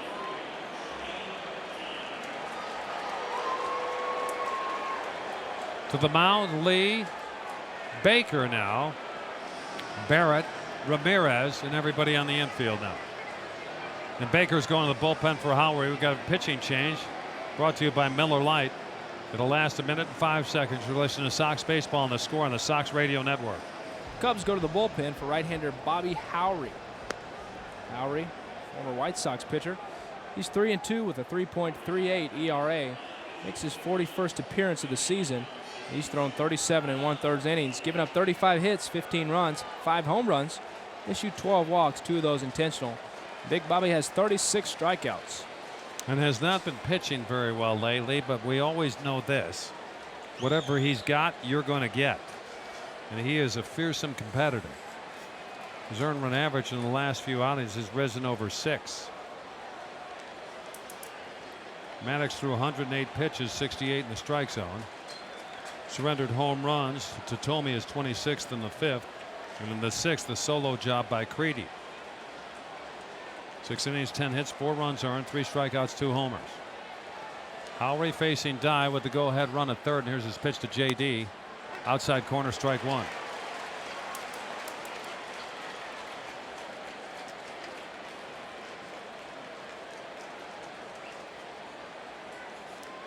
Two-thirds for error. 2 hits so far, 1 run. Home run by Konerko and a strikeout. Podsednik at third. The 0-1 to Dye, way outside, 1 ball, 1 strike. So this game is going to be decided by the bullpens, no question about it. We are tied at 5 here in the 7th. Let's pause here 10 seconds for station identification on the Score on the Sox Radio Network. We're talking about the World Series champs weekdays from 10 to noon. He's Mike Mulligan. He's Brian Hanley. Only on WSCR Chicago, a CBS radio station. 1-1 to Jermaine on his hands and fouled up the third baseline. Now Howry works in front of Dye at 1-2. Jermaine has 20 homers, 56 runs batted in to go with an average of .309. He's 1 for 3 this afternoon with a single in the 2nd inning. All-star numbers. I think he makes the team. He's in a battle with Bob Howry right here in the 7th.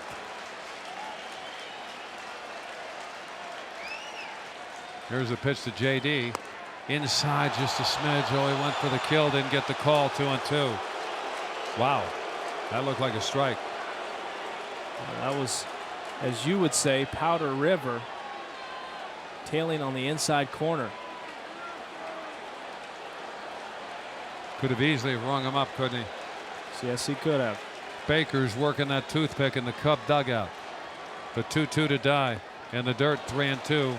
On deck is A.J. Brzezinski. That was a nice block by Michael Barrett. You have to be careful with Scott Podsednik on third base. You're going to put something in the dirt. Make sure your catcher can handle it and keep it in front of him. This inning started with a pinch homer by Konerko hitting for Vasquez to tie it, his 20th. The 3-2 pitch to Dye. Slider outside, he walked him. That was a very close call. So what Maddox didn't do through 6, Howry has done here in the 7th. Walked a batter. And here's AJ, who is 2 out of 3, and he's on a hot seat right now.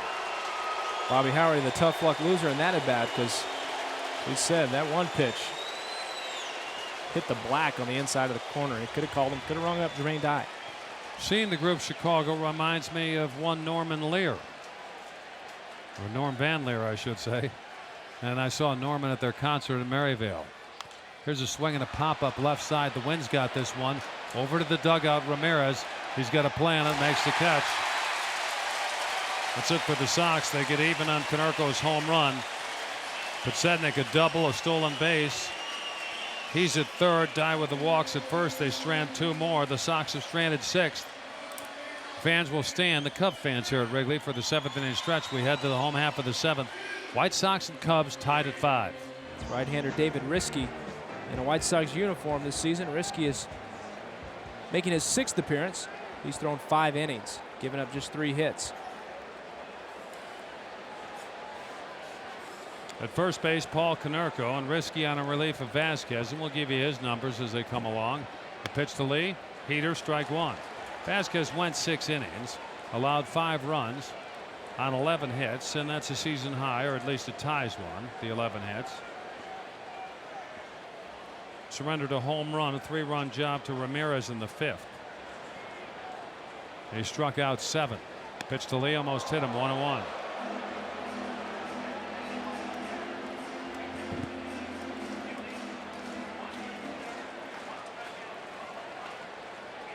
And Vasquez did not walk a batter, at least on my scorecard he did not. 6 innings, 11 hits, 5 runs earned, 7 strikeouts, and a homer. Pitch to Lee, swinging a pop-up down the right field line. This could be trouble. The wind's got it, blowing it back towards fair territory. Missed extra bases by 1.5 feet. So he didn't walk a batter. He walked Juan Pierre in the 6th inning. That was the lone walk. They had a walk and a caught stealing on an error in the 6th.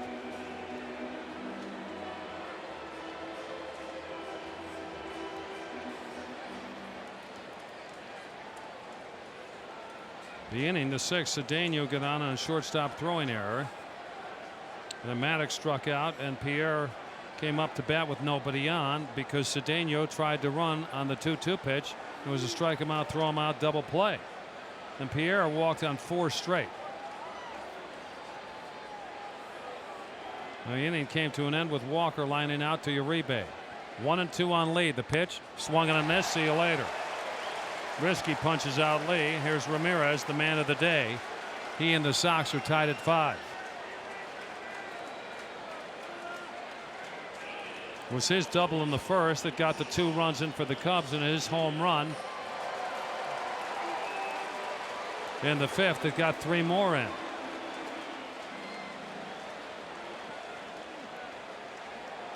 And he had a slider that was doing nothing but spinning the center of home plate. The pitch to Ramirez, high for ball 1. And he is looking for a pitch center away. He did a disco dance at home plate to get out of that, and it was almost down the middle.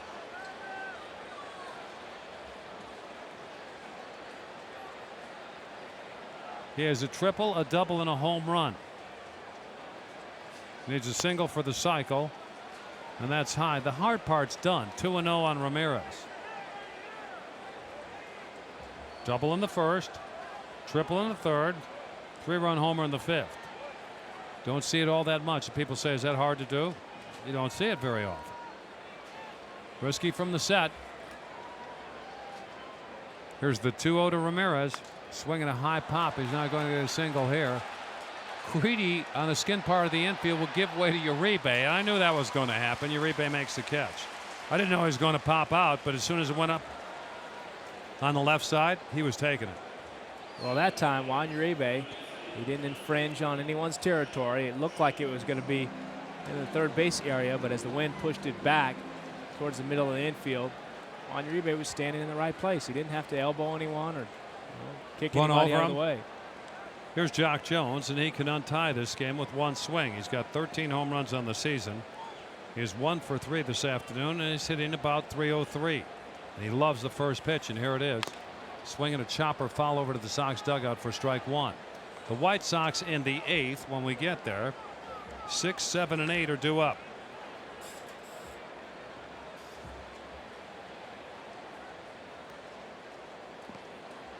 Got a ball? No bat. Give that to Ranji. That's his close, and flip it to him so he can at least say he made 1 catch. 0-1 on dangerous Jock Jones. The pitch low, 1-1. There are some teams that they now stamp the baseballs because people were taking them or doing something with them and they weren't getting them back, so they stamp them. White Sox are one of the few teams that doesn't do that, thank goodness. And sometimes that stamp still won't stop. No, it doesn't stop. They want it even more. Throwing it in their bag and using it for batting practice. 1-1 pitch, cut on a miss. Looked like something off speed. 1-2 on Jock Jones. I asked Art Kushner how many baseballs you use in a night? And he said dozens and dozens. I said, well, how many? He said, sometimes could be 10 dozen, other times could be 20. 20 dozen baseballs in an evening? Seems like a lot. The 1-2 to Jones low, and it goes through the wickets of Przinsky right through his legs towards the backstop, where Phil Nevin, who's on deck, will pick it up. Cave is the keeper, isn't he? He is. He counts those baseballs and makes sure if they're hitting him in the stands, he's going up to get them before the gates open. I remember when I was in the It's like minor he's leagues patrolling with the Giants. Jack Hyatt, you know Jack Hyatt, don't you? He was sitting us across the street. He had to climb the fence, go across the street through traffic. 2-2 Jones. This is way back in right center. His 14th home run. He unties the game. The Cubs now lead 6-5. As I was mentioning, he can untie it. He just did. That was a ball in the right center field. And not really that much right center, just to the right of the batter's eye here. That's closer to straight away, and that was a shot. He's shaking his head coming to the dugout.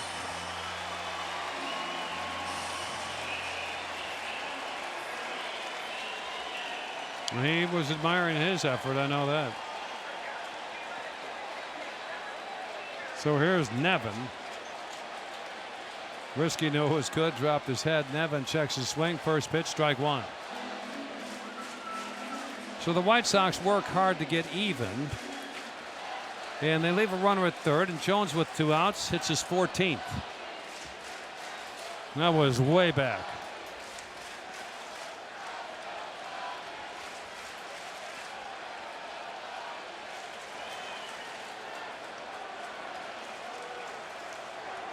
There's a pitch low, 1-1. Nevin today, a strikeout, a ground out, and a single to left. This looked like a change or something down and away, and when he hit it, he knew where it was going. The wind is blowing out today at Wrigley. It had no effect on that baseball, I'll tell you. Next one to Nevin, a cutter outside. Now it's 2-1.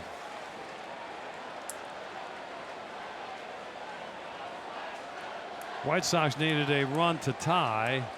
Now they need a run, or I should say a run to go ahead. Now they need a run to tie.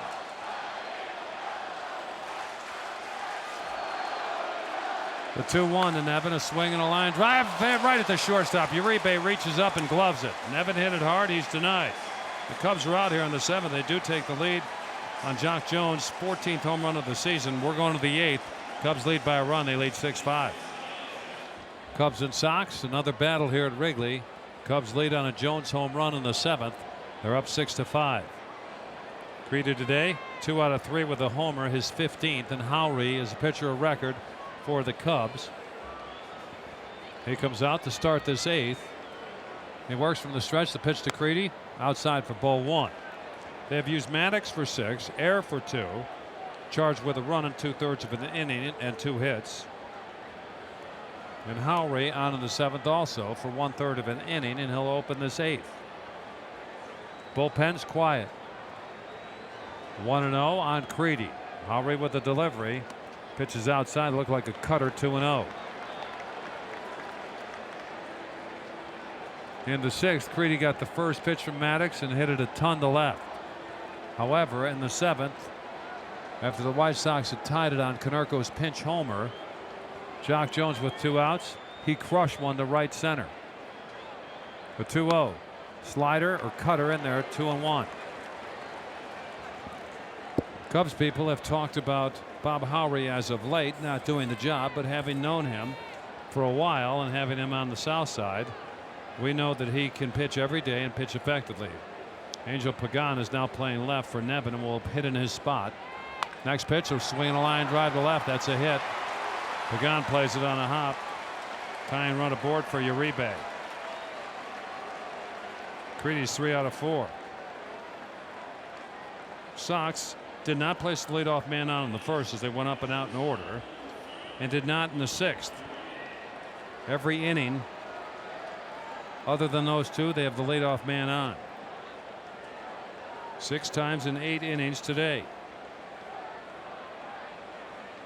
7th inning, he wasn't on long. Konerko hit a pinch homer. Here's Uribe. Yesterday had 5 runs batted in. Today he doesn't have a hit. Squares around the bunt, bunts it in the air, first base side. Here comes Lee, can't get it. Falls between a trio of Cubs. Lee, the first baseman, Barrett, the catcher, and Bob Howry. Strike one on Juan Uribe, and with that attempt, I think maybe you take the bunt off. We have seen him get bunts down, especially with runners at third. A hot, humid afternoon on the north side of Chicago. Cubs scored 2 in the first. Sox got 1 back in the third. Sox got a 2-run homer from Tomey in the fifth, only to see Ramirez hit a 3-run bomb. Sox got a pinch homer from Konerko to tie, I should say, to get within a run.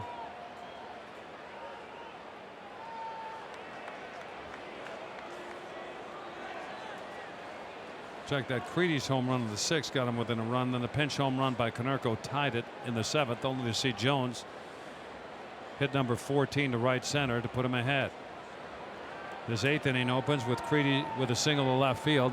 Uribe tried to bunt the first pitch, 0-1. Here's the second one. That's in there at the knees. Now it's 0-2.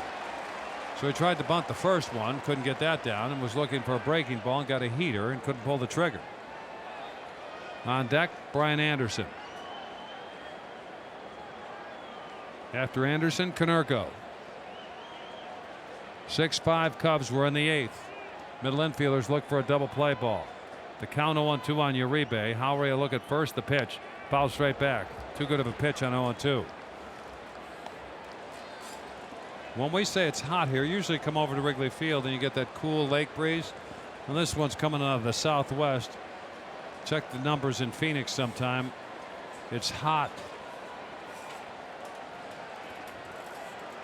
And this is heating them up. 0-2 on Uribe. A lead away from first for Creedy. The pitch swung on and fouled back. He was out in front of something and just did get a piece of it. Big rip with 2 strikes, not shortening his swing up at all.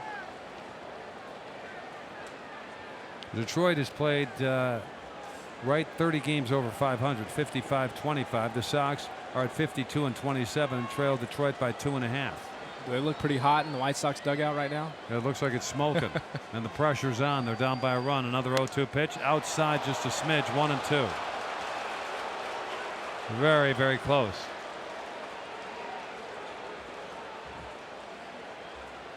We had a flock of seagulls in here yesterday in the 9th inning, and they seem to be finding their way back to this facility. Today we had Chicago. Got it. The 1-2 to Uribe, he hit him. Hit him right in the back.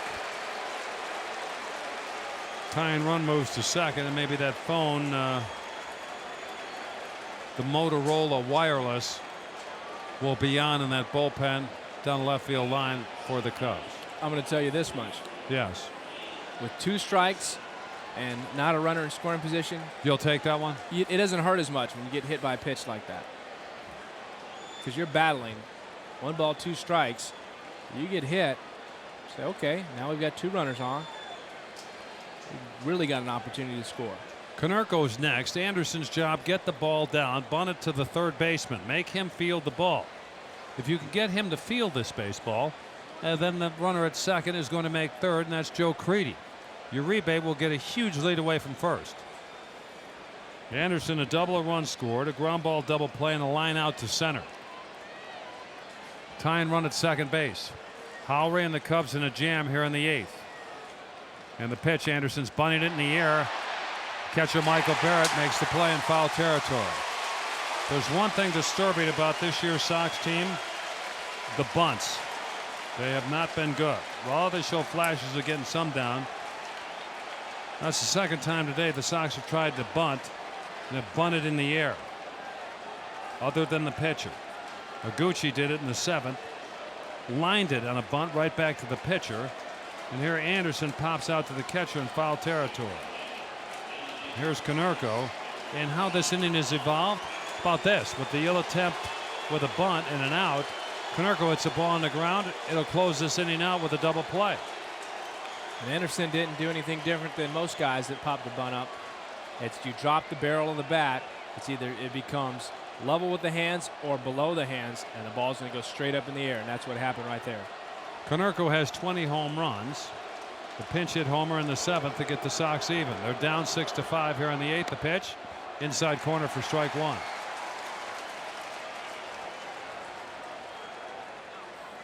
A Gork shot down the right field line will drop for a hit. No problem with that. Polite's warming in the Sox bullpen in right.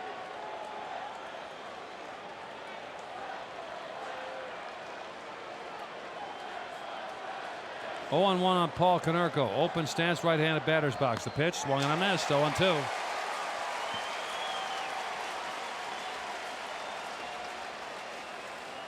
Next broadcast tomorrow afternoon, right here from Wrigley Field. Pitching matchup tomorrow. Carlos Zambrano, pitch for the Cubs. He'll be on the edge. Mark Burley for the Sox. Zambrano will be pointing everywhere, including the heavens tomorrow. Scoring opportunity for the Sox here in the 8th to get even. 1 out, 2 aboard. And the pitch to Konerko outside. 1 ball, 2 strikes. Pre-game show tomorrow will start at 12:45 with Chris Ranji. And we have lineups and first pitch about 1:20 Chicago time. Please join us.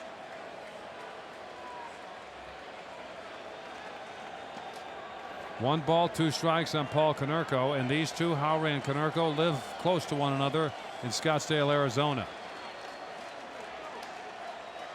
The 1-2 outside, 2-2. Creedy's at second, Uribe at first. Creedy represents the tying run, Uribe the go-ahead run. Getting loose in the Sox bullpen, Cliff Polite.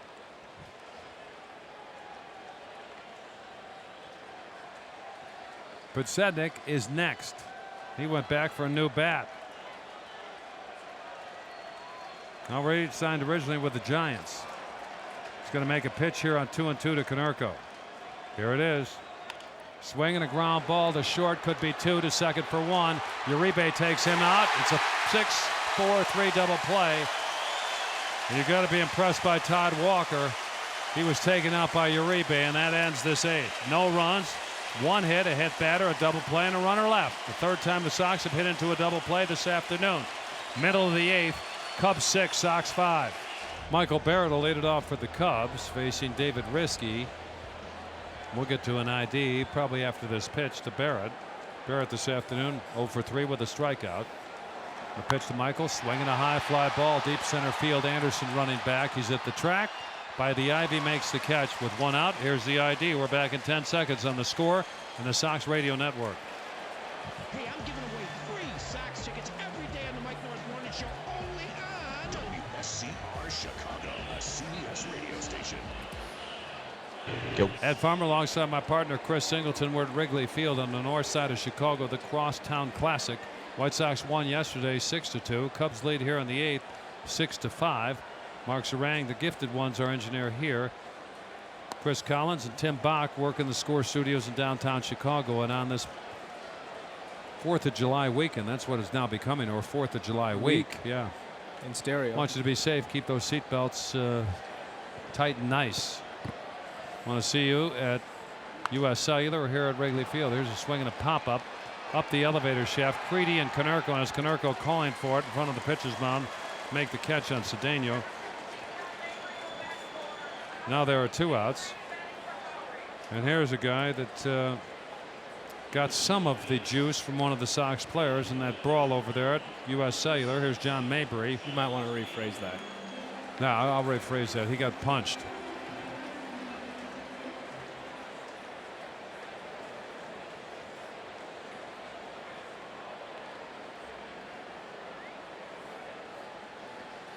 Ryan Dempster is their closer, and I believe he's warming in the bullpen down the left field line. And the Cubs lead by a run. The pitch to Mabry, late on a fastball, strike 1. The White Sox in the 9th. Best case scenario, they'll get up with down by a run. Top of the order, Podsednik, Iguchi, and then the pitcher spot. Here's the 0-1 to Mabry. It's high, 1 ball, 1 strike.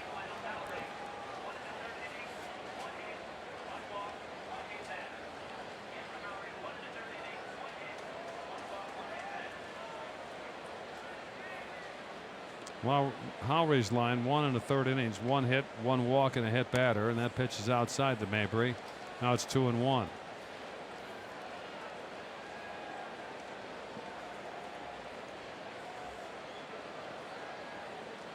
Dempster warms down the left field line. Risky's on the hot seat right now on the mound as his team's down by a run, and the 2-1 sails low, 3-1.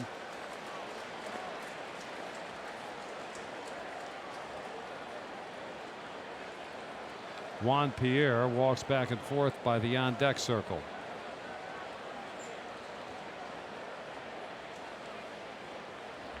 The 3-1 swung and a miss, 3-2. Jones hit a home run off Risky in the 8th, or I should say in the 7th, with 2 outs and the bases empty, and it was a bomb to right center. More to center than it was to right. We'll see if David can get past Mabry to get his club in the dugout and get warm to score some runs off Dempster in the 9th. Infield back, outfield deep. Anderson, the center fielder, towards left field. The pitch, he walked him.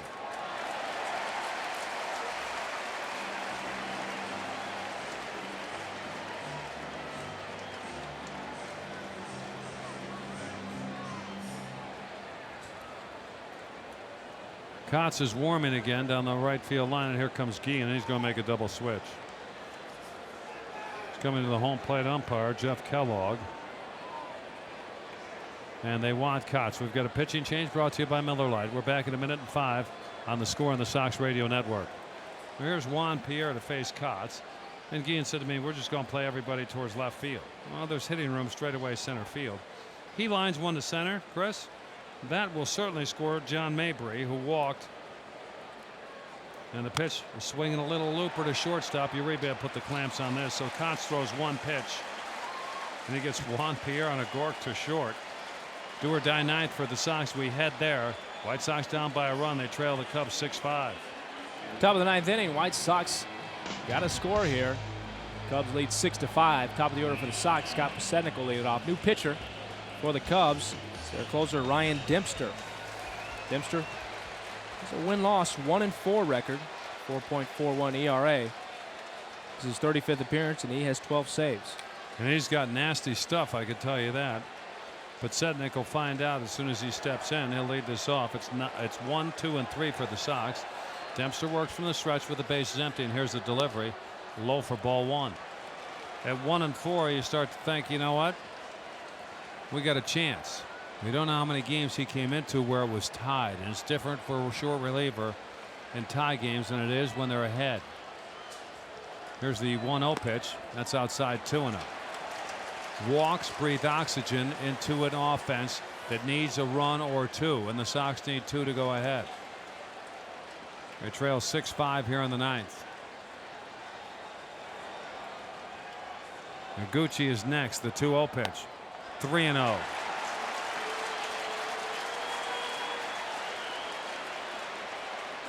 Pasetnik 1 for 4 with a double in the 7th. As Uribe did yesterday, Ramirez has done today, and the pitch, there's a strike, 3-1. For yesterday, Uribe drove in 5 as the Sox won 6-2. Today, Ramirez a 2-run double in the 1st and a 3-run bomb in the 5th. Here's a 3-1 to Pasetnik, make it 3-2. Fall behind, work your way right back. It'll be a blow for Dempster. You work your way back and you can't retire the hitter. Well, he works his way back, and Pasetnik gets one center cut here. Put the Sox even with a homer. And then the 3-2 pitch, swinging a fly ball to left, playable for Pagan.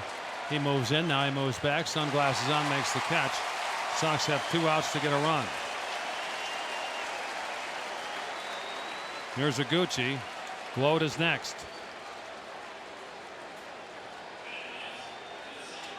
White Sox are 52-27, while the Cubs are 29-50. Cubs won the last game at U.S. Cellular, and they lead here in Game 2 of the 3-game series here at Wrigley. Iguchi today, a single, 2 strikeouts, and a line drive bunt. Swings at that one, waving it flies, strike 1.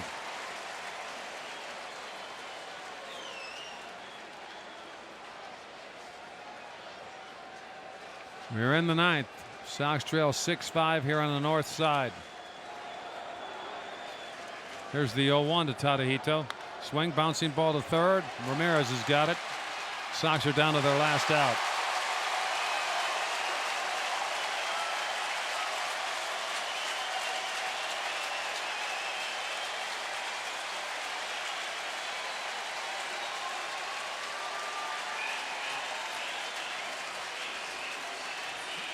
Ross Gload steps to the plate. He's got .264 average.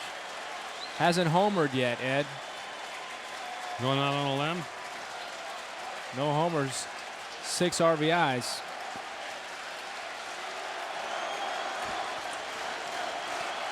The fans are on their feet here at Wrigley. Now they're just talking about the Cub fans. Sox fans are up also. Sox have 5 runs on 13 hits. Here's the pitch to Gload. Strike one.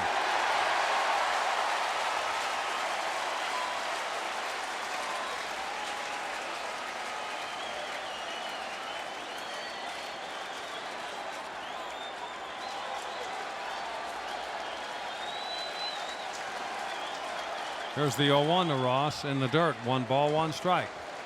.264 for Gload with 6 runs batted in. He had one here either last year or the year before. It looked like a slam, and it was called a home run, and then they changed their minds and they doubled. Cubs lead 6-5. 2 outs in the ninth. The 1-1 to Gload. Swung on and missed, or fouled at home plate, I should say, as the ball gets away from Barrett. The Sox are down to their last strike.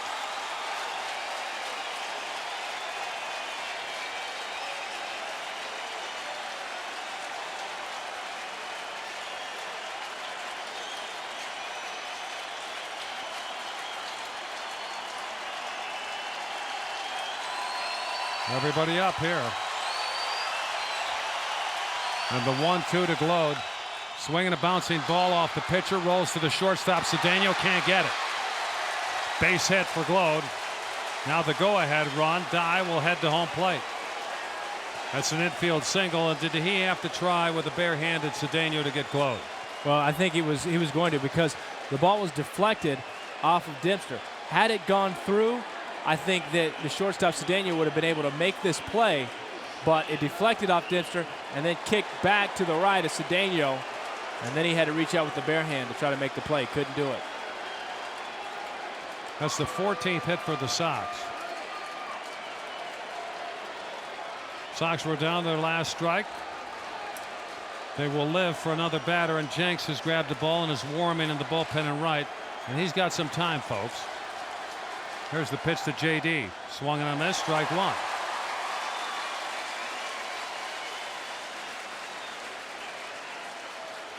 The outfield deepens for the Cubs all the way around. A Gork down the right field line with Ross Gload on, and his speed may be a run producer.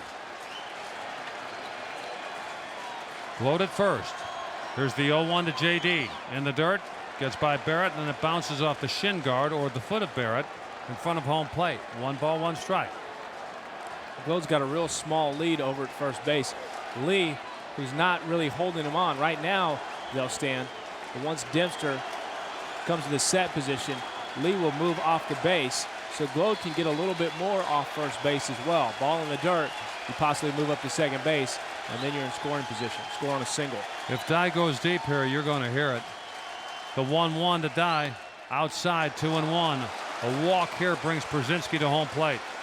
A long way to go for that walk, though.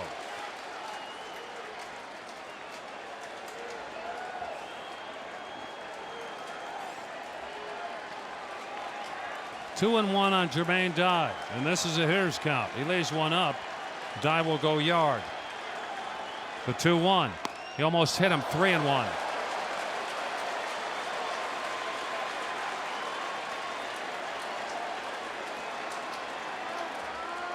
Jenks, just by getting up, is loose. We've got the yellow shirt squad in center field. Dye may go there. That's a long way. Yeah. Here's a 3-1 to JD. Outside, he walked him. Here's Brzezinski. If he really wants to be hated, put the Sox in front. The tying runs at second base. Well, they looked at Jerry Meals for some help. Said, nope, no home cooking. And Jeff Kellogg looked down for meals. Michael Barrett, yet another mound visit. He's been out there enough to get 3 inning-ending double plays. A.J. Pierzynski 2 out of 4 with 2 singles. A.J. also has 4 homers.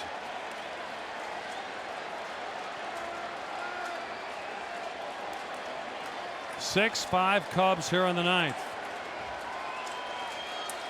Never go quietly, do they? No, they do not. They are a battling team every inch to the end of the game.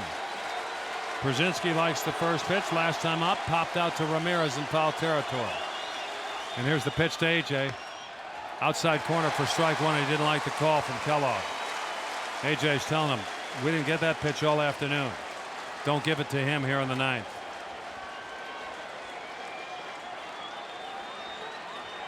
A base hit will score Glode from second base. And that will be the tying run. An extra base hit can get Dye in from first. We're in the 9th. Sox trail by a run. The 0-1 low, 1 ball, 1 strike. And Dempster seems to be aiming pitches. Pitchers that aim, they pay a hefty price. Wind, a gale blowing out here at Wrigley. Pierzynski's average 324. The 1-1 A.J. swinging a high fly ball. Right field. This is going to go. 3-run homer. Sox down to their last strike. Go ahead. Light it up. His 5th of the season. Come on, give it to me, Ed. Go crazy. White Sox can do it on the road as well. A.J. Pierzynski, no doubter. Walked 2 steps, flipped his bat, knew it was gone, as did Jock Jones, and turned and watched this sail over the seats in right field. And that's on the street, Ed. Yes, it is. Sheffield Avenue's got that one. And that was a bomb. Down to their last strike, Glode single. Dye took a close pitch and walked, and Pierzynski went yard. Donation from Weissman Hughes to White Sox Charities. Sox lead by 2. Center cut, knee high, he knew it.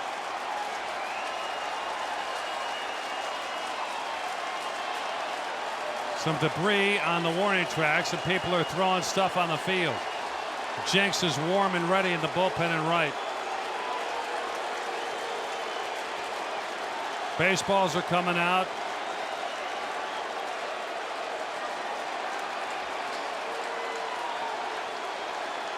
They're throwing all kinds of objects on the field. And the outfielders need to get away. Yeah. Cub fans are disgusted. Going to have to get the ground crew out to get some of this garbage off the warning track. We got the first 2 with ease. Then a single in the infield, a walk, and a bomb. And you think you've seen everything from this White Sox team. They still got to get the Cubs out in the bottom half of this 9th. Here's Creedy, and he can go back to back if he wants. First pitch swinging, high fly, center field. Glasses on for Pierre. Can't find it. Now a stutter step comes back and makes the catch on the track. And that's it. The Sox get 3 runs here in the 9th on 2 hits, a single by Glode, a walk to Dye, and then a bomb by Pierzynski puts him up 8-6. It's Hold'em and head to the south side. We're back after this on the Score on the Sox Radio Network. Jinx looking for save number 25. He's 2-1 with a 2.48 ERA. And it's Todd Walker, then Lee and Ramirez that Jenks must face here in the 9th as the Sox put a 3 spot on him with 2 outs. Walker bats with the aquamarine sunglasses on. The pitch, a swing and a pop-up foul. Might be in here. Nope, hit the roof. Just to our left. You were moving? You were on me? I was. Was Ranji moving anywhere? No. Rob Makoviak in right field. I think he's at the Cork and Carry on the south side of Chicago in the Beverly area. 0-1. And Makoviak has taken over for Diane Wright. That pitch, a little high, 1-1 on Todd Walker. We are in the 9th, and the Sox down to their last strike got 3 runs. 1 out of 4 is Walker today. There's the 1-1. Outside high, 2-1. Watching Jenks throw in the bullpen down there. His pitches were tailing inside the right-handed batters. Now he's facing a lefty, and that one was outside to make it 2-1.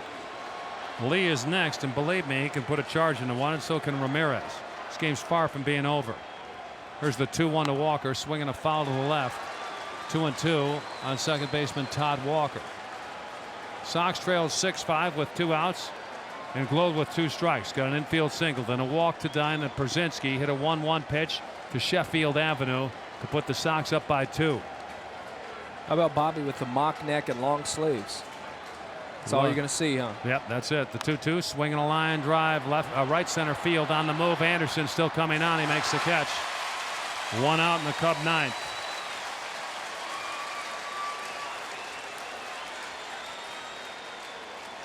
Here's D. Lee. And I don't know this guy, but the way he handles himself, professional. Don't know him, but just looking at him and what he can do for his teammates, got to be a good guy. You know him. I know him from Sacramento, California, and he's one of the best guys in baseball. You know, the White Sox have some good guys on the club, but you know, one that particularly stands out is Jim Thome. And he's a guy that if you go around the league, everyone will say, yeah, Jim Thome's a great guy. I think the same about Derek Lee. Pitch to Lee, low for ball 1. Today, Derek, a double and a run scored in the first, a strikeout in the third, a single and a run scored in the fifth, and a strikeout in the seventh. If there is a pattern, I don't want to see it here. There's a strike, 1-1. Lee can say, hop aboard, boys. I'll carry you the rest of the way, but he's been out for a considerable amount of time since April. Just came back a few games ago. This is his 21st game of the season. The 1-1 to Lee, swung and a missed, 1-2. 288 with 4 homers and 12 runs batted in, and he will run when he gets on. 1 out. Sox lead 8-6 here in the 9th. And the pitch. Breaking ball. See you later, Uncle Charlie. They're down to their last out. You can look heat and you can look slider. If you're looking for one of those and you get a hook, it buckles you, and it buckled Derek Lee. One of the few times I've seen him do that, where he just can't get the bat off his shoulder. The other time was a Vasquez strikeout in the third. Here's Ramirez, the man of the day for the Cubs. He's driven in 5, 2-run double in the first, and a 3-run homer in the 5th. And the pitch to Ramirez, strike called. Now the Sox fans are on their feet.